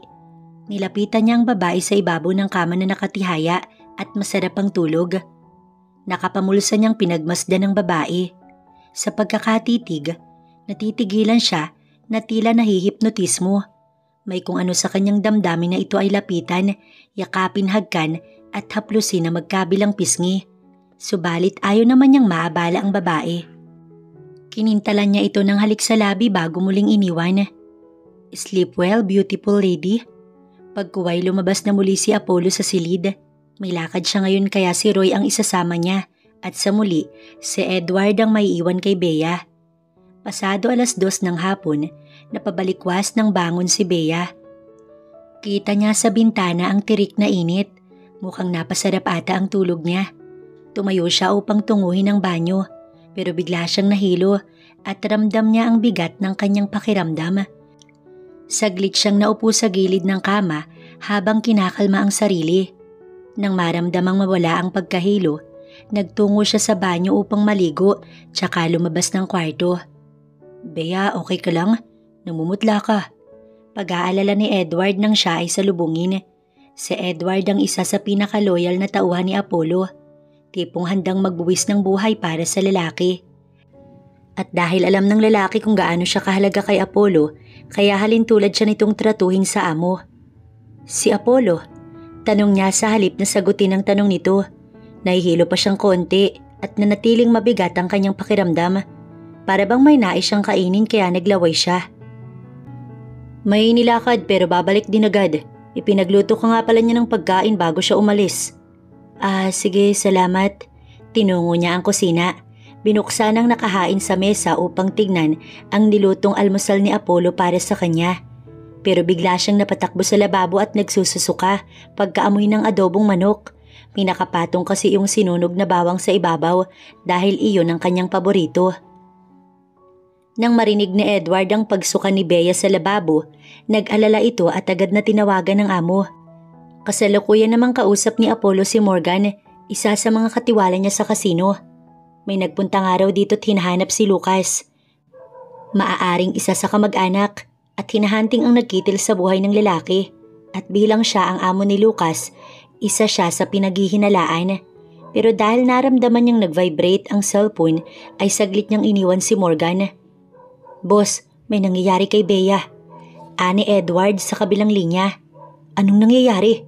Nagitla siya at malalaki ang hakbang na lumabas ng kasino. Hindi na siya nagpaalam kay Morgan na agad tinungo ang sasakyan dahil uunahin niya muna si Bea. Boss, kalalabas lang sa kwarto at nasa lababo kanina pa nagsusuka. Palagay ko'y nalason sa niluto mo. Exaggerated na saad ni Edward. Takot na takot ang boses. Buisit, paanong nalason? Ano pang ginagawa mo? Tumawag ka na ng doktor o dalhin mo sa hospital. Kapag may masamang nangyari kay Bea, mananagot ka sa akin Edward, papatayin kita. Galit na wika ni Apollo. Boss naman, wala naman akong... Hindi na ito pinakinggan pa ni Apollo at agad nang pinatay ang cellphone. Minanduhan si Roy na mabilis patakbuhin ang sasakyan. Walang tanong-tanong, agad nitong pinasibad ang kotse. Ano ba kasing nangyari? Pabulong na tanong ni Roy sa namumutlang si Edward. Nasa sala ang dalawa habang si Apollo at Bea, kasama ang doktor sa loob ng kwarto. Hindi ko nga alam eh. Bigla na lang sabi ni Ma'am Bea, hindi siya kumain ng niluto ni boss pero malakas ang kutob kong nalason talaga siya. Sira, di sana nalason tayong lahat nun. Mabuti pa ihanda mo na lang ang sarili mo. Paglalamayan ka ngayong araw. Ginawang biruin ni Roy para takutin si Edward. Kaya ayoko na iiwan dyan eh. Delikado ang buhay ko. Pero kung talagang katapusan ko na wala naman ako magagawa. Parehong nahinto ang dalawa pagbukas ng kwarto at lumabas ang doktor kasama si Apollo. Salamat, Dok. Saad ni Apollo at masayang masaya. You're welcome. Basta, sundin niyo lang ang advice ko at mawawala din naman ang pagsusuka niya. Pahayag ng doktor. Kinamayan ito ng doktor at inihatid pa ni Apollo sa may labasan. Si Edward ay nanatiling takot. Boss, yes, daddy na ako Roy Edward. Magiging daddy na ako. Masayang nagsisisigaw si Apollo na nagmistulang bata. Nawala sa aura nito ang tapang. Nagtatatalon ito at kapwa niyakap ang dalawang tauhan na tulala at hindi makapaniwala sa nakikita sa boss nila. Nangibabaw ang malakas nitong tawa sa sala dahil sa kasiyahan.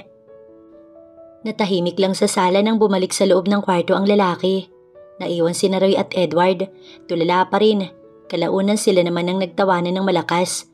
Wala kasi ang takot at pamumutla ni Edward. Buntis lang pala si Bea.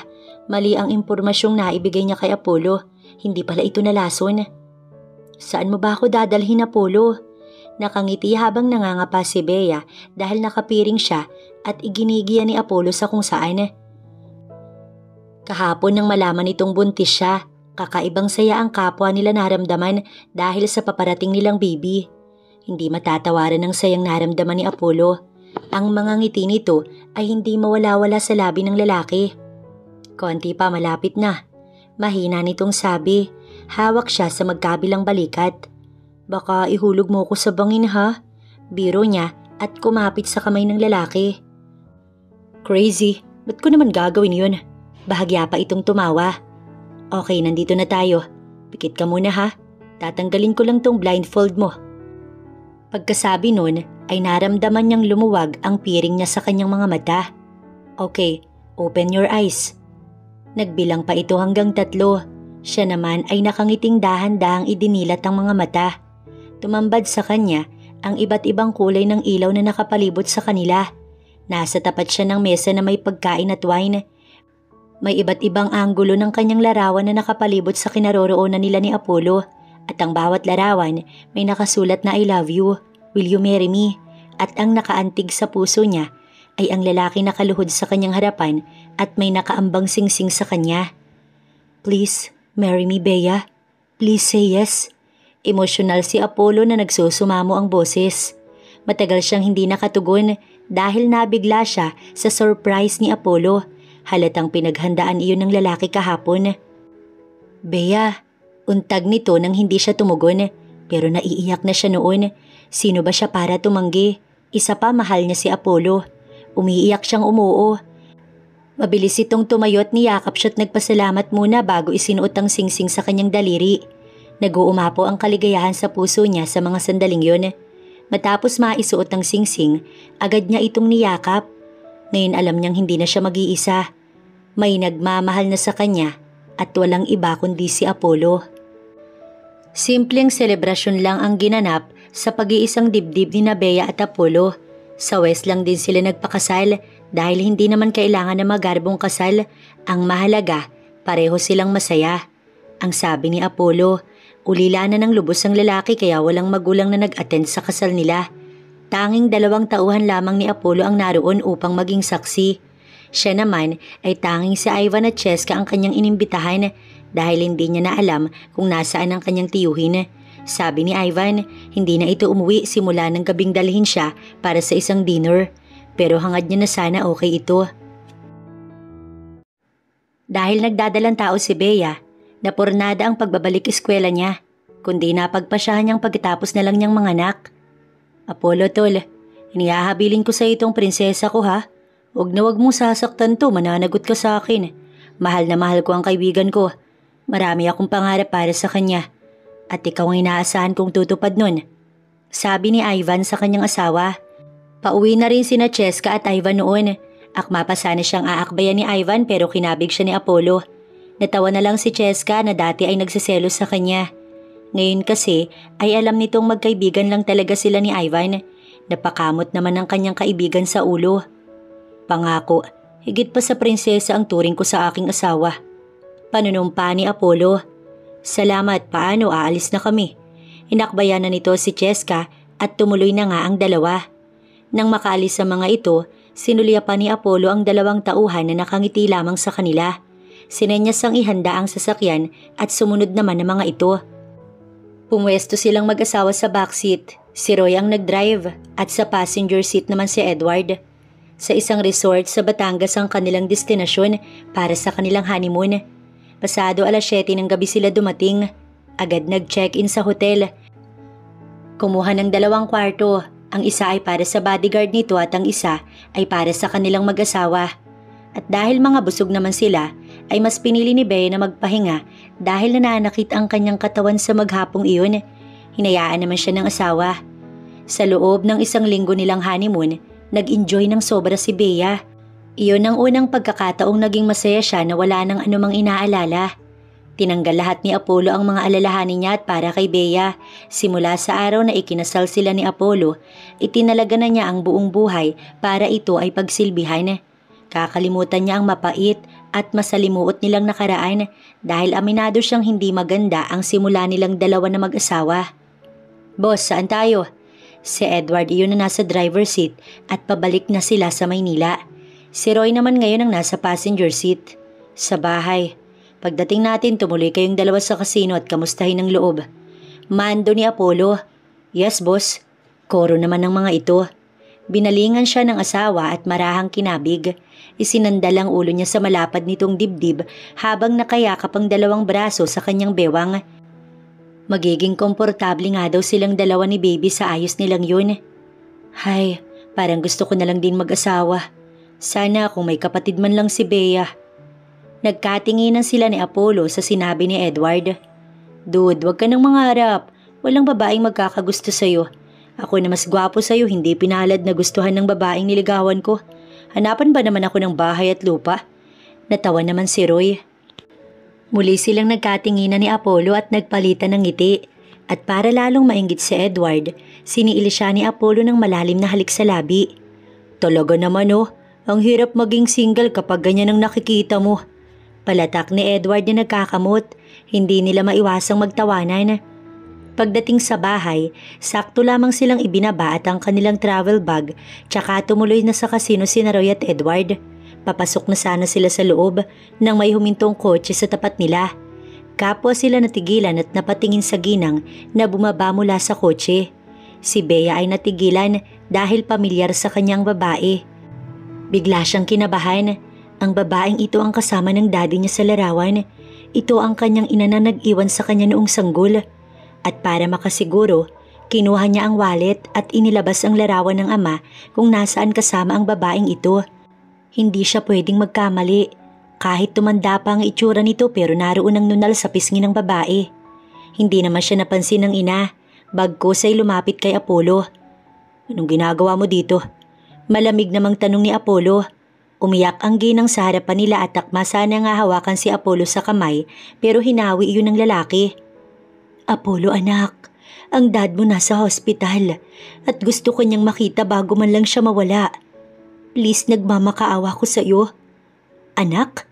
Tinawag nitong anak si Apollo. Parang batingaw iyon sa pandinig ni Bea na hindi makapaniwalang napatingin sa ginang. Nanginig ang kanyang mga laman sa isipang iyon.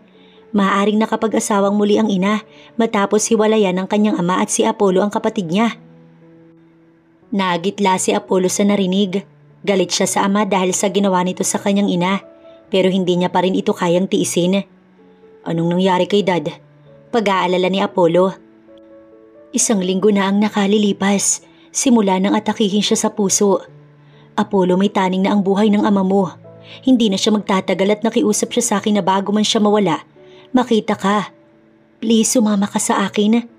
Halos maglumuhod ang ginang.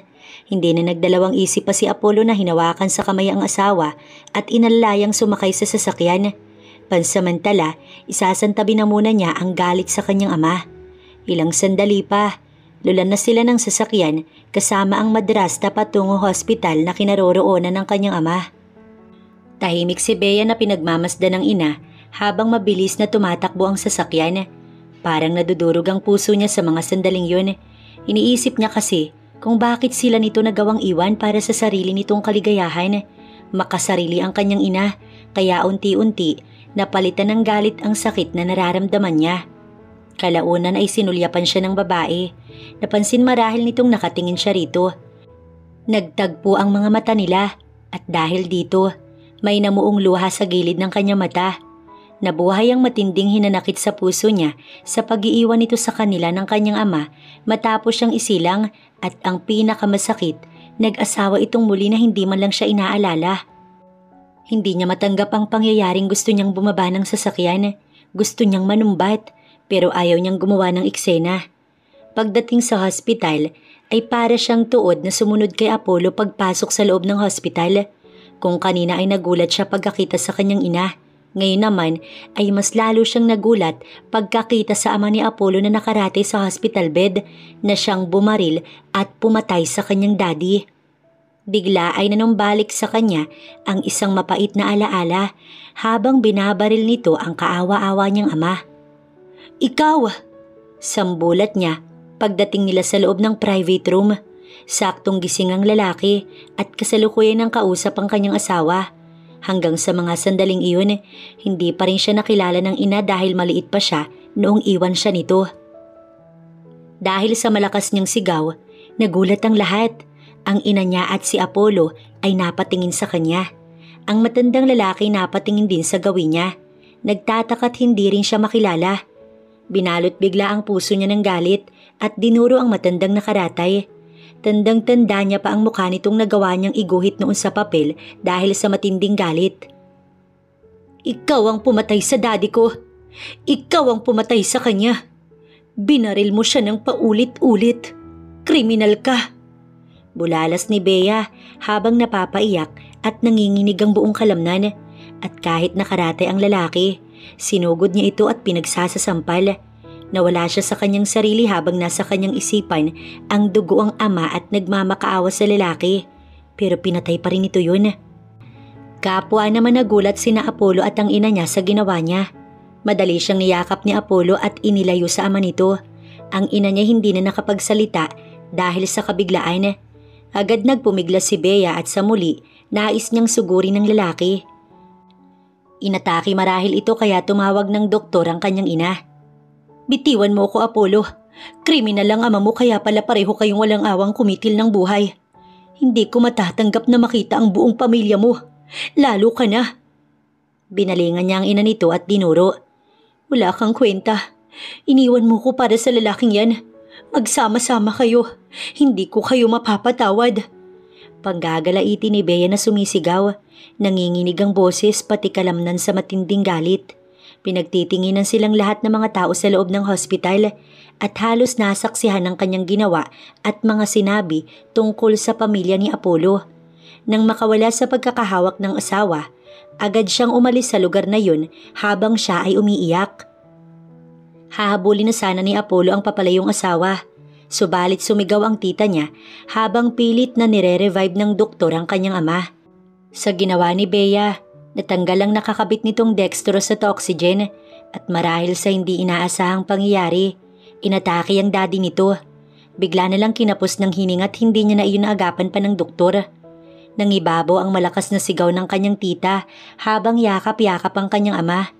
Wala na itong buhay. Dad! Dad! Hindi malaman ni Apollo ang gagawin sa mga sandaling yun sa kabiglaan ng mga pangyayari.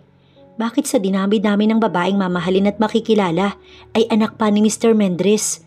Bakit? Paanong nangyari na sa matagal na panahong magkasama sila ni Bea? Hindi niya alam yun nang sa ganun maagapan niya ang ganitong pangyayari. Gusto man niyang habulin ng asawa pero sa huling sandali ay mas pinili niyang nasa tabi ng ama. Galit siya rito, oo, aaminin niya. Pero hindi niya pa din matanggap na mawawala itong hindi man lang sila nagkakaayos. Isa pa'y galit na galit si Bea sa kanya, kaya mas makabubuti kung palilipasin niya muna ang galit nito bago sila mag-usap. Sa totoo lang matapang siya sa lahat ng bagay, pero kahinaan niya ang asawa. Tinawagan niya kaagad ang 2 tauhan upang utusang bantayan si Bea at ibalita sa kanya ang hakbang nito. Pagdating ni Bea sa bahay, nangingipuspos ang kanyang kalooban, hindi matanggap ang pangyayari. Minahal pa niya ang anak ng lalaking kumitil sa buhay ng dad niya. Paano iyon nangyari? Napahagulgol siya habang nakasalampak sa sahig. Inubos niya ang kanyang mga luha bago na isipang mag-impake. Masakit para sa kanyang iwan ng ama ng anak niya. Subalit hindi niya gusto pang makitang muli si Apollo dahil maaalala lang niya ang ama nitong kriminal. Palabas na si Bea ng pinto ay siya namang pagdating ni Edward at Roy. Nagulat ito sa hawak niyang bagahe. Dahil dito, tinawagan kaagad ni Edward ang amo. Hayaan niyo na muna, basta alamin niyo kung saan pupunta. Utos ni Apollo. Bagaman naguguluhan si Edward sa nangyayari dahil sweet na sweet pa ang dalawang mag-asawa kanina, ganun man, tinulungan pa niya si Bea na ibaba ang malalaking bag at nagpresenta pang ihatid. Wag niyo kung susundan. Galit na saad ng babae bago ito sumakay sa taxi. Mukhang nag-away yung dalawa. Iiling-iling si Roy na tinatanaw ang taxi na sinakyan ni Bea. Hindi kaya may babae si Sir? Paghihinala ni Edward. Sus, ayan ka na naman sa maling akala mo eh. Nung buntis si Bea sabi mo na lason. Ngayon naman sasabihin mo may babae si Sir. Alam mo yan ang papatay sa'yo eh. Yung mali mong akala. Inis na saad ni Roy. Kakamot-kamot naman ng ulo si Edward. Halika na nga, sundin na natin ang utos ni boss. Tsaka ito nagpatiuna sa loob ng sasakyan. Si Roy na ang nagmaneho. Nagulat pa ang dalawa dahil sa sementeryo nagtungo si Bea. Sinundan nila ito hanggang sa tumigil sa isang puntod ng babae at doon umiyak ng umiyak. Habang nagsisente si Bea, kapwa naman nasa ibabaw ng isang puntod ang dalawa at tinatanaw sa hindi kalayuan ng babae. Binabantayan nila ito hanggang sa umalis si Bea at muling sumakay ng taxi. Nasaan ang asawa ko? Tanong ni Apollo kay Edward pagkalipas lamang ng 3 oras. Nag-aalala siya rito pero kailangan niyang asikasuhin ng ama dahil wala pa sa wisyo ang madrasta. Iyak ito ng iyak. Boss, nasa harapan ng puntod at umiiyak. Tugon ng lalaki. Napabuntong hininga si Apollo. Sige, balitaan mo ko kung saan uuwi ang asawa ko, okay? Mabigat ang boses na saad ni Apollo tsaka pinutol ang linya. Si Edward ay naguguluhan pa rin na tumingin kay Roy. Huwag ka na magsalita. Tsak, mali na naman niyang sasabihin mo. Tumayo na ito at siya iniwan. Tsaka niya lang napagtanto na nakasakay na pala ulit si Bea ng taxi. Sa muli, sinundan na naman nila ito. Anong ginagawa niyo dito? Galit si Bea nang mabungaran ng ina sa labas ng bahay sa umagang iyon. Matapos siyang lumaya sa poder ni Apollo, dito siya hinatid ng kanyang mga paa. Mabuti na lang at nandyan si Ivan at Cheska na naging karamay niya sa kalungkutan. Ipinaliwanag niya sa dalawa ang nangyari at nauunawaan siya ng magkasintahan. Nangako ang kaibigan na hindi siya pababayaan. Dito niya palalakihin ang anak nila ni Apollo na hindi aasa sa lalaki dahil hindi niya na ito nais pang makita. At 1 buwan pa lang ang nakakalipas ay heto't nagpapakita na ang kanyang walang kwentang ina. Pagkamuhi ang biglang naramdaman ni Bea sa babaeng nasa kanyang harapan ngayon. Anak, umiiyak nitong usal. Isasara na sana niya ang pinto, ngunit iniharang nito ang sarili at pumasok sa loob ng bahay. Umiwas siya nang mga hawakan nito sa kamay at galit na pinukol ng masamang tingin ng babae. Para sa kanya, wala siyang inang katulad nito. Kahit nag-iisa na lang siya sa buhay ngayon, hindi niya ito kailangan. Patawarin mo ko, anak. Usal nito sa nanginginig na boses. Iniwan kita sa ama mo dahil ayaw kanyang ibigay sa akin. Matapos niya akong pagsamantalahan noon, ikinulong niya ako sa bodega. Sinaktan niya ako, anak, at paulit-ulit ginamit hanggang sa nabuntis ako at ikaw yun. Kapag lasing siya, pinapaso niya ako ng sigarilyo. Pagkasabi nun, ipinakita sa kanya ang tiyan, braso at dibdib na may mga bakas na paso ng sigarilyo. Maging ang mga latay nito sa likod at hita, ipinakita din sa kanya ng ina na bagaman matagal na nanatiling peklat. Nasapo niya ang bibig at nagilala sa nakita. Napailing-iling at sinabing sinisiraan lamang nito ang kanyang ama at maaaring ang may gawa noon ay ang ama ni Apollo. Dahil isa itong kriminal na kumitil sa buhay ng kanyang ama. Pero itinanggi iyon ng babae. Ilang beses akong tumakas sa ama mo, anak. Pero dahil marami siyang bantay, hindi ko magawa. Makapangyarihan siya. Kahit mga pulis hawak niya sa leeg, wala akong magawa. Masamang tao ang ama mo. Kaya tinulungan ako makatakas ni Manuel. Pero nasundan niya kami. Siguro kung hindi ako nagdadalang tao, baka pinatay niya na ako. Kaya pagkatapos kong mailuwal ka, iniwan kita sa kanya at tuluyang nagpakalayo-layo.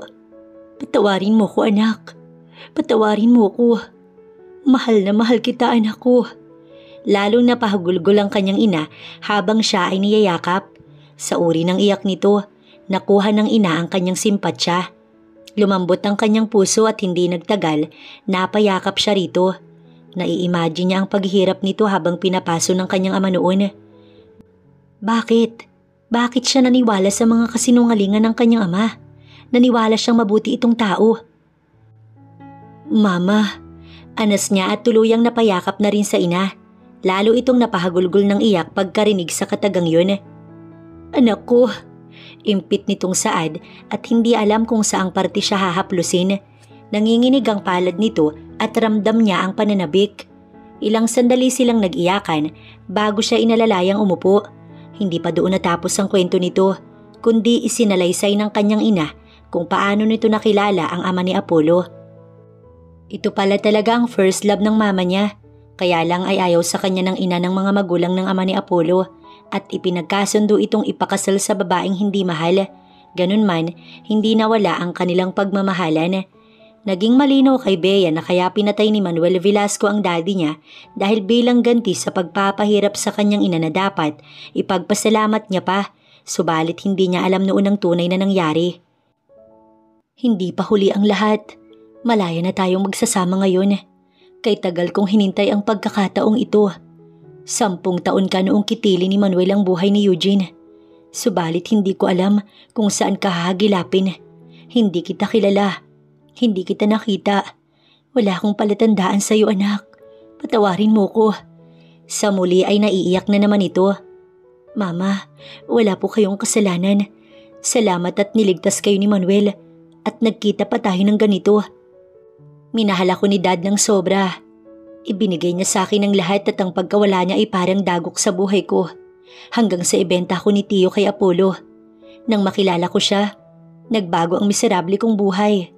Minahal ko si Apollo. Hindi ko alam na anak siya nang pumatay kay Daddy. Pagkukwento ni Bea, Anak, walang kasalanan si Apollo. Ang totoo kaya malayo ang loob nito sa kanyang ama hanggang sa nawala si Manuel. Yun ay dahil namumuhi siya rito dahil sa pagpatay nito sa daddy mo at pagpapatiwakal ng mami niya.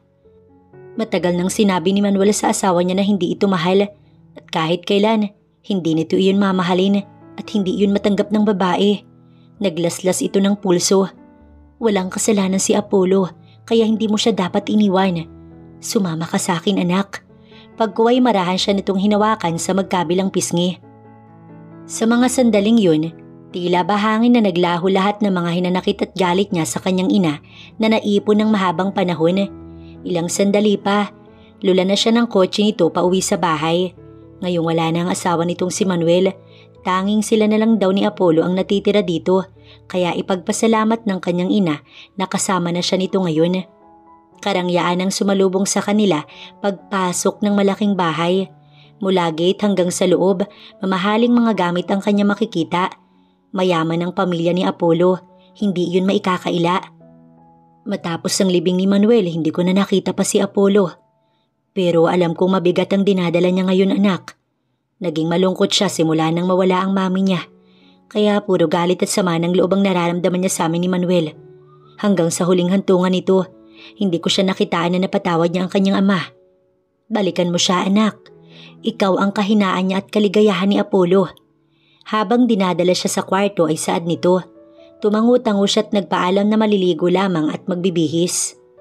1 buwan nang lumipas, makikitang lasing si Apollo sa loob ng sarili nitong bahay, kaharapang 2 tauhan. Nagluluksa ba siya sa pagkawala ng kanyang ama? Or sa pag-iiwan sa kanya ni Bea? Hindi niya alam. Boss, tama na yan, lasing na kayo. Pag pumunta dito si Bea, hindi kayo makakapag-usap ng maayos. Lakas loob na saad ni Edward. Galit siya sa akin at hindi niya na ako babalikan. Nakatango si Apollo. Kasi boss, pinatatagal niyo pa eh. Manong puntahan niyo na lang. Suyuin ninyo. Bigyan ng bulaklak at chocolate. Mabait naman si Bea. Yakap mo lang katapat nun. Pumangalawa naman si Roy. Tama naman ito. Pinaabot pa niya ang 1 buwan. Oo nga't madalas niyang puntahan kung nasaan ito. Subalit hanggang tanaw lang siya kay Bea. Anong gagawin niyo kung sakaling kayo ang nasa kalagayan ko? Pinatay ni Dad ang ama ni Bea. Tingin niyo ba matatanggap niya pa ako? Sinabi niyang pareho kaming kriminal ni Dad at parang sampal iyon sa akin. Mabuting tao naman boss si Manuel. Baka may mabigat na rason kaya kinitil ang buhay ng ama ni Bea. Tulad mo ay pinatay mo lang yung may mabigat na atraso sa'yo. Muli ay si Roy pa rin ang nagsalita. Oo nga boss, tsaka sa tingin ko, hindi ako sigurado ha, kutob ko lang to. Ayan ka na naman sa kutob mo eh. Huwag mo nang ituloy, mali na naman lahat ng kutob mo. Putol ni Roy sa sasabihin ni Edward. Kaya nga sabi ko hindi ako sigurado. Napapakamot sa ulo ang huli. Huwag na, masisira lang yung diskarte ko. Ayun na eh, konti na lang. Maniniwala na si boss sa akin. Hanggang sa nagtalo na ang dalawa, si Apollo ay patuloy sa paglaklak ng alak habang animoy mga batang nagtatalo sa kanyang harapan ng 2 tauhan. Nahinto lang ang mga ito nang may mag-doorbell. Tulala ang dalawang napatingin kay Apollo na namumula na ang magkabilang pisngi hanggang leeg dahil sa nainom. "Boss, si Bea," ani Edward. Natigilan naman si Apollo. Dali-daling sumilip si Roy at patakbong bumalik sa sala. "Boss, si Bea nga. Tama ang kutob ni Edward." Sa gulat, napatayo si Apollo at inayos ang sarili kahit medyo naduduling na sa kalasingan. "Iligpit ninyo tong alak at umalis na muna kayong dalawa. Magbakasyon kung gusto nyo. Mag-uusap lang kami ng mahal ko." Halos sumuray si Apollo na tinungo saglit ang kwarto at dali-daling nagpalit ng damit at nagwisik ng pabango. Ang dalawa naman, mabilis na inimis ang mga kalat sa mesa. Si Bea ay inip na nagiintay sa labas ng pinto. Nagtataka siya kung bakit napakatagal siyang pagbuksan. Alam niyang nasa bahay si Apollo dahil nasa garahe ang kotse. Muli siyang nag-doorbell at agad bumukas ang pinto. Si Edward ang bumungad sa kanya kasunod si Roy. "Bea, pumasok ka na. Nasa loob si boss. Hinihintay ka." Marahan siyang inalalayan ng dalawa papasok sa loob, tsaka isinara na muli ang pintuan. Huli niyang narinig ay ang papalayong ugong ng sasakyan. Saan naman kaya pupunta ang dalawa? Napalinga siya sa loob. "Bea?" Boses ni Apollo na nagpaalon sa kanyang dibdib. Hindi pa man ito nakakalapit ay naiiyak na siya. 1 buwan lamang silang hindi nagkita, pakiramdam niya 1 taon na. Miss na miss niya na ito.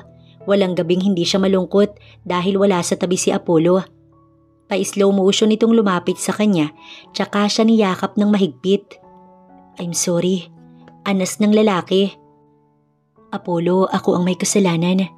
Ako ang dapat humingi ng tawad." Naiiyak niyang saad. Iniangat nito ang mukha niya upang siya'y titigan. "Wala kang kasalanan. Naiintindihan kita kung bakit ka galit sa akin. Mahal na mahal kita, wife."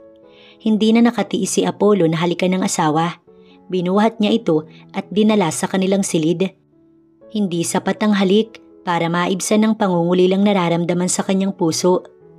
"Mama Lu, mabait po ba si Lolo?" Dinig ni Bea na tanong ni Abby sa abuela, ang nag-iisang anak nila ni Apollo. 4 na taon na ito at napakadaldal. Super cute kaya aliw na aliw ang kanyang ina. Walang araw na hindi nito dinadalaw ang mahal na apo. Abala man sa negosyo ang kanyang ina sa pag-aasikaso ng naiwang business ng namayapang asawa, katuwang si Apollo. May nag-aasikaso naman kasi sa kasino ng asawa. Ipinagkatiwala nito kay Ivan ang pagpapalakad ng kasino, simula ng pagnakawan ito ni Morgan ng malaking halaga. "Oo naman, super bait ng lolo mo. Siya ang superhero ko. Siya ang nagligtas sa akin mula sa bad guy." Tugon naman ng kanyang ina. Naintriga bigla ang kanyang anak at kumandong sa lola. Nangingiti lamang si Bea habang nakamasid sa dalawa. Nasa di kalayuan siya at nagdidilig ng halaman. Weekend ngayon kaya magkakasama silang lahat sa bahay. "Totoo po? May pakpak po ba si Lolo? Nakakalipad siya katulad ni Superwoman?" Amaze at nasisiyahang tanong ng bata. Natawa naman ang lola sa tanong ng apo. Nahinto lang nang lumabas ang asawa mula sa loob ng bahay. "Good morning, Han." Bati ni Apollo. Nilapitan siya at kinintala ng halik sa pisngi. "Good morning, Han." Bati niya rin sa asawa. "Daddy!" Masayang sumalubong ang anak nila at nagpabuhat sa ama. Parang kailan lang nang iluwal niya ito. Ngayon ay malaki na. Matapos batiin ang kanyang ina, umupo ito sa isang bench. Nangungulit na noon si Abby sa abuela na mamamasyal sa mall, pero sinabi nito na magpaalam sa daddy. Sa loob ng 4 na taon, wala silang naging problema ni Apollo. Maayos na ngayon ang relasyon nito sa kanyang ina na tutol noon para sa dad nito, dahil nga sa pagpapatiwakal ng ina ni Apollo. Ngunit sa huli, tinanggap na ng lalaki dahil wala naman talaga itong kasalanan sa nangyari. Humingi na rin siya ng tawad sa ama ni Apollo sa harap ng puntod nito dahil namatay ang lalaki sa oras na sinugod niya. Hindi nila lahat ginusto't inaasahan ng mga nangyari. Lahat sila ay nasaktan sa pagkawala ng mga mahal nila sa buhay at ngayon tuluyan na nilang kinalimutan iyon at nag-move on. "Han, payagan mo na. Hindi ka naman yan titigilan eh." Singit ni Bea sa usapan. Nakikinig lamang ang lola nito. Ang totoo sa tuwing pumupunta sa kanila ay iyon ang pinakapahinga nito kaya mas gustong nasa bahay lang sila sa halip na gumala. Pero ang apo, nasanay ng mamasyal kapag weekend. Sa huli ito pa rin ang nasusunod. Sabi nga ng ina ay pagbigyan na. Busy silang lahat kapag ordinaryong araw, kaya pinaka-family bonding na rin nila ang pamamasyal. Kaya maghapon silang naggala, namasyal sa labas at nanood ng sine. Kumain at umuwi na nang ito mismo ang nag-aya. Paglabas nila ng mall ay inaantok na ito. Ang mama niya ay dumiretso na ng uwi. Total naman ay may dala itong sasakyan at may personal driver. Sila naman ay dumiretso na rin pa uwi. Sa kotse pa lang tulog na si Abby habang nakayakap sa ama. Si Roy ang driver at si Edward hindi sumama sa kanila dahil may pinupormahan. Dinig niya ay gusto ng mag-asawa. Nakiusap pa kay Apollo na wag tanggalin sa trabaho kapag nag-asawa na ito. Parang pamilya na sa kanila ang dalawang bodyguard ni Apollo. Kaya wala nang plano pa si Apollo na palitan ng mga ito. Bibihira na lang ngayon ng mga taong loyal sa amo. Pahinga ka na. I know you're tired. Pagdating sa bahay, si Apollo na ang nag-asikaso sa anak nila nang makitang humiga kaagad siya sa ibabaw ng kama at inunat ang dalawang paa. Patagilid siyang humarap sa asawa at nakangiting pinagmasdan ng gwapo at hindi nakakasawa nitong muka. Na-conscious ito't napatingin sa kanyang gawi. Patuloy nitong binibihisan ng anak. Nang matapos ay inilipat ito ng kama at saka siya'y nilapitan. Naaalala niya lang ang masasaya at malungkot nilang nakaraan ni Apollo. Kay tagal na wala nang hinanakit niya sa ama nitong kumitil sa buhay ng kanyang ama.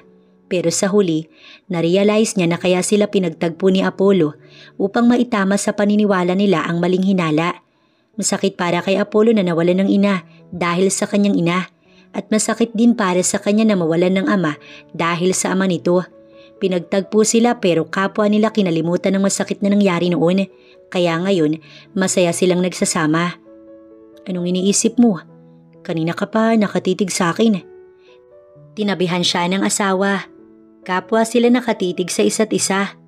Naisip ni Bea na napaka makapangyarihan ng pag-ibig. Kaya nitong tanggalin lahat ng galit at hinanakit sa puso. Pareho nilang mahal ang isa't isa. At yun ang nagtulak sa kanila para magpatawad. I love you, Bea. Sa matagal na pagkakatitig niya ay bulong ni Apollo. Hinaplos nito ang kabilang pisngi niya bago siya niyakap at kinintalan ng halik sa labi. Tumugon ng babae kaya naging maalab ang naging halik ni Apollo. Naging maalab at mapusok kaya mas lalong lumalim. Ilang sandali pa, nasa ilalim na si Bea ng asawa at pinaliliguan ng halik ng kanyang asawa.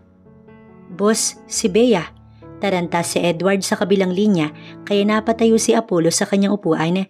Kasalukuyan kasi siyang nasa office sa araw na iyon. Anong nangyayari?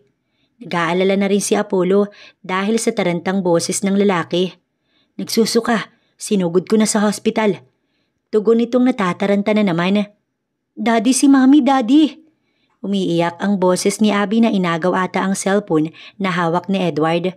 Sweetheart, papunta na si Daddy, okay? Ibalik mo kay Edward ang phone. Saang hospital kayo? Siya man ay natataranta na naman. Apollo, what's wrong? Palabas na sana siya ng opisina nang makasalubong ang ina ni Bea. Nagtataka itong napatingin sa kanya. Nabasa marahil nito ang kanyang reaksyon. Ma'am, si Bea nasa hospital. Ano? Bakit? Paano? Kapwa sila nataranta at tinakbo ang sasakyan upang tunguhin ang nasabing hospital. Pagdating nila sa hospital ay nagkakamot sa ulo si Edward nang salubungin sila. Boss, sorry. Akala ko kasi kung anong nangyari kay Bea. Buntis lang pala. Napamura siya sa narinig. Mangani-ngani itong bigwasan. Mabuti na lang nang ibabaw ang saya sa puso niya. Nasa po naman ng madrasta ang noo. Pati ito'y nataranta din kanina at iniwan ng ginagawa dahil nakakatakot ang reaksyon ni Edward. Sa totoo lang, takot at nag-alala talaga ito pagdating sa pamilya niya dahil alam nito ang mangyayari. Boss, sorry. Tinampal niya ito sa pisngi tsaka nagmamadaling tinungo ang silid ng asawa. Naroon ang anak at ang asawa kasama ang doktor. Lahat yata ay nakangiti. Agad siyang kinamayan. Congrats, Mr. Velasco. Your wife is pregnant. Saad ng doktor. Mabilis niyang niyakap ang asawa. Si Abby naman ay nagkakandabulol sa pagbabalita sa lola nitong magkakaroon na ito ng kapatid. Hinagkan naman niya ang asawa. napalitan ng kaligayahan ng pag-aalala niya kanina. Paglipas nga ng 9 na buwan ay nagsilang ng isang malusog na sanggol ang kanyang asawa. Dahil dito, lalong napuno ng kasiyahan ang kanilang buong pamilya.